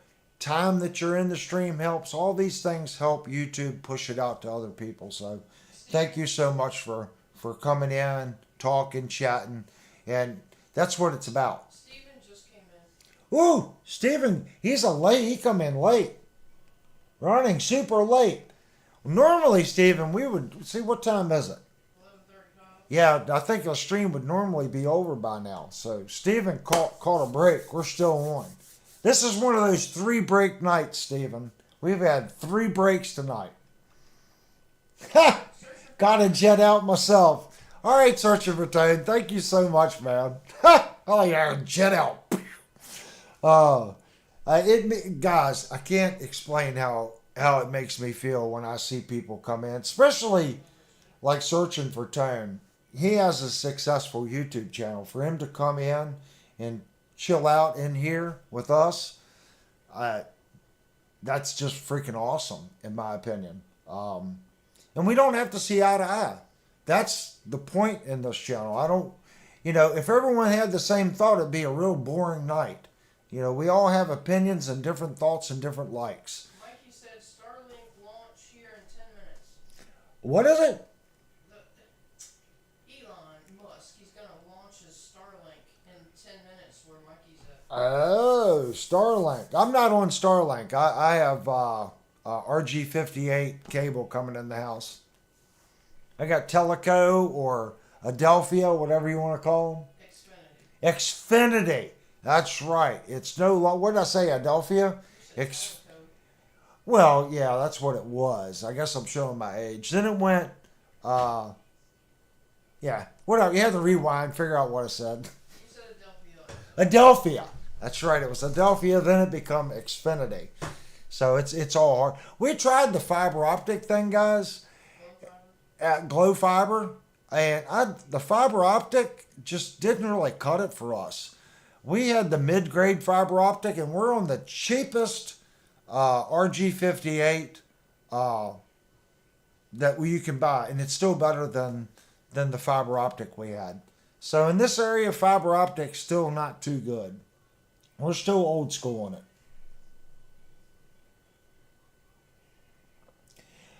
Steve says he's got to stop soldering on pedals this late at night. I would have to agree with you.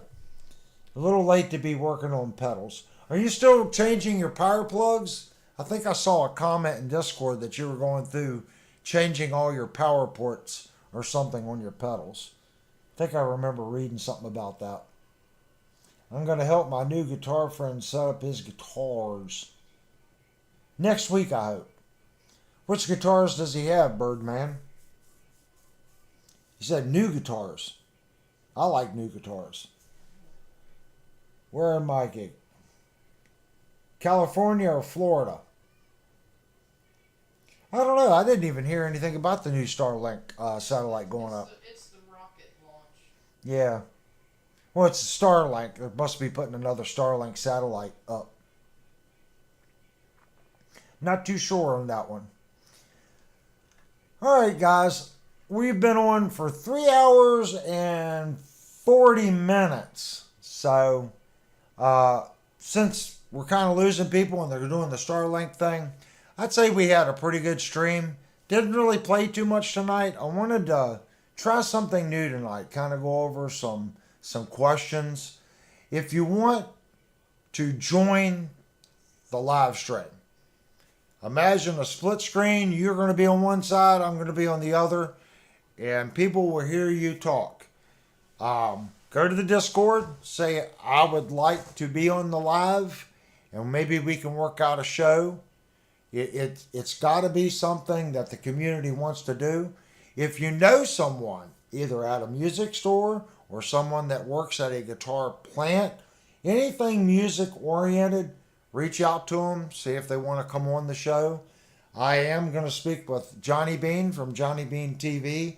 We are going to get Johnny on the channel. We just got to get it coordinated to where he can come in to the Discord room. And I'm sure the first time we do it, it's going to be a train wreck because we've never done the split screen dual live before. But the only way to get it is to do it and see what happens. So if you guys have any suggestions on people that can come in, that would be great. What's that, hon? Birdman said he has 3 double humbucker. I know one is an Epi LP SP2. Ooh, an Epiphone. And Steve said yes. I had to buy a set of snap ring pliers to take apart the DoD FX17 wah pedal. Ooh. I like the FX17. That's a good wah. I like that one. So you're trying to get all the connectors to be the exact same brand. Yeah, I've got one over here that's got a proprietary plug on it, and it had come with its own power supply. It had like an 18-volt power supply. So I need to switch that one over because I no longer have the power supply for it. And it's some funky plug, so I need to open that one up and put something more standard on it. I just been talking about doing it and haven't done it. But I think it would be a cool pedal for me to fix. All right, guys. Like I said, if you know someone that wants to come in on the live, it is open. Okay, we want to do that. And if you have any questions or something you all want to go over, it doesn't have to be guitar, guys. We can go over amps. Something I do want to ask, we were talking about orders of things. If you guys are interested, we can set the live stream up next to the rack mount tube amp, and I'll try to get a camera on it, and we can go through all the settings of that rack mount tube amp. Just give me enough time to get the new microphones that we just bought, get the new microphones hooked up, and get the channels figured out to where the tube amp can be on the live stream. And then we can go through my whole signal path on how I have my rack mount amp set up. Believe me, that'll take a whole show because it looks like a train wreck behind that rack. All the cables going, it's wild. And not just the signal path as far as cabling, but all the effects passes in the multi-effects processor and how it's set up and how the effects loops come into that chain. So that would be at least an hour and a half just kind of going over my signal path on the rack mount. So if you guys are interested in looking over some old school rack mount gear, which is still my main tube amp, we can do that. Just give me a week or two to get the microphones up and running. I think it would be cool. And if you have some of this older equipment, in my opinion, don't get rid of it. It's good, solid equipment. You'd be surprised what you can repurpose. Let me switch over right here. This is a Digitech S200 multi-effects processor. Great unit.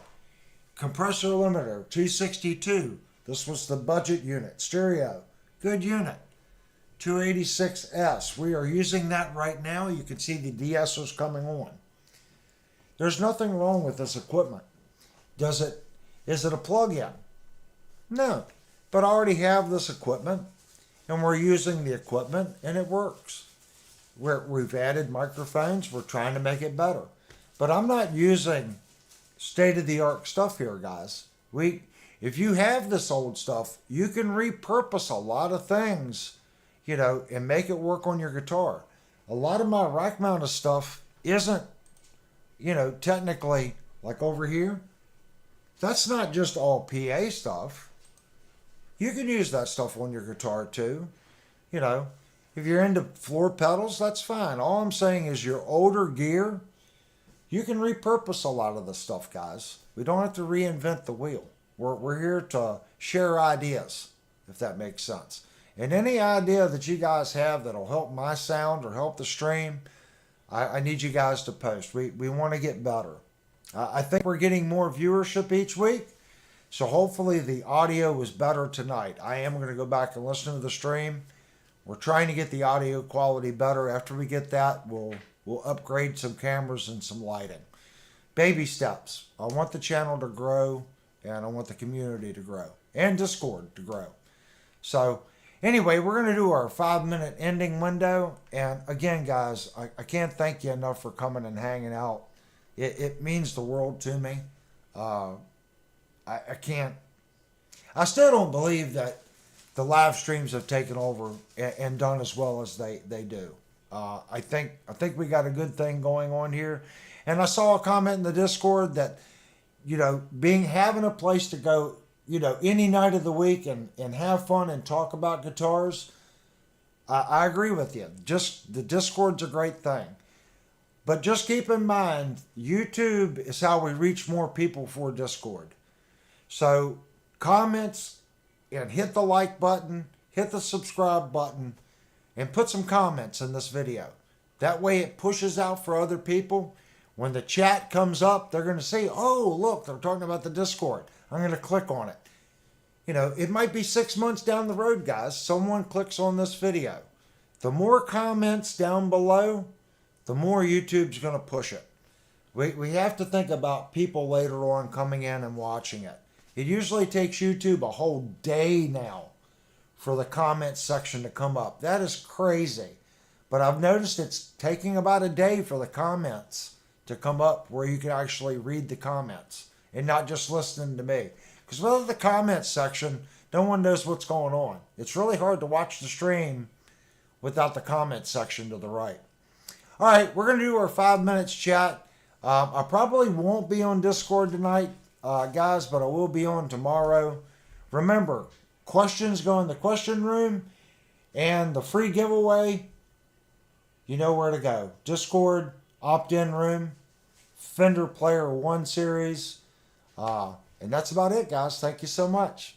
And I'm going to try to do the ending screen. I think this is the right button. If not, I'll switch it really quick.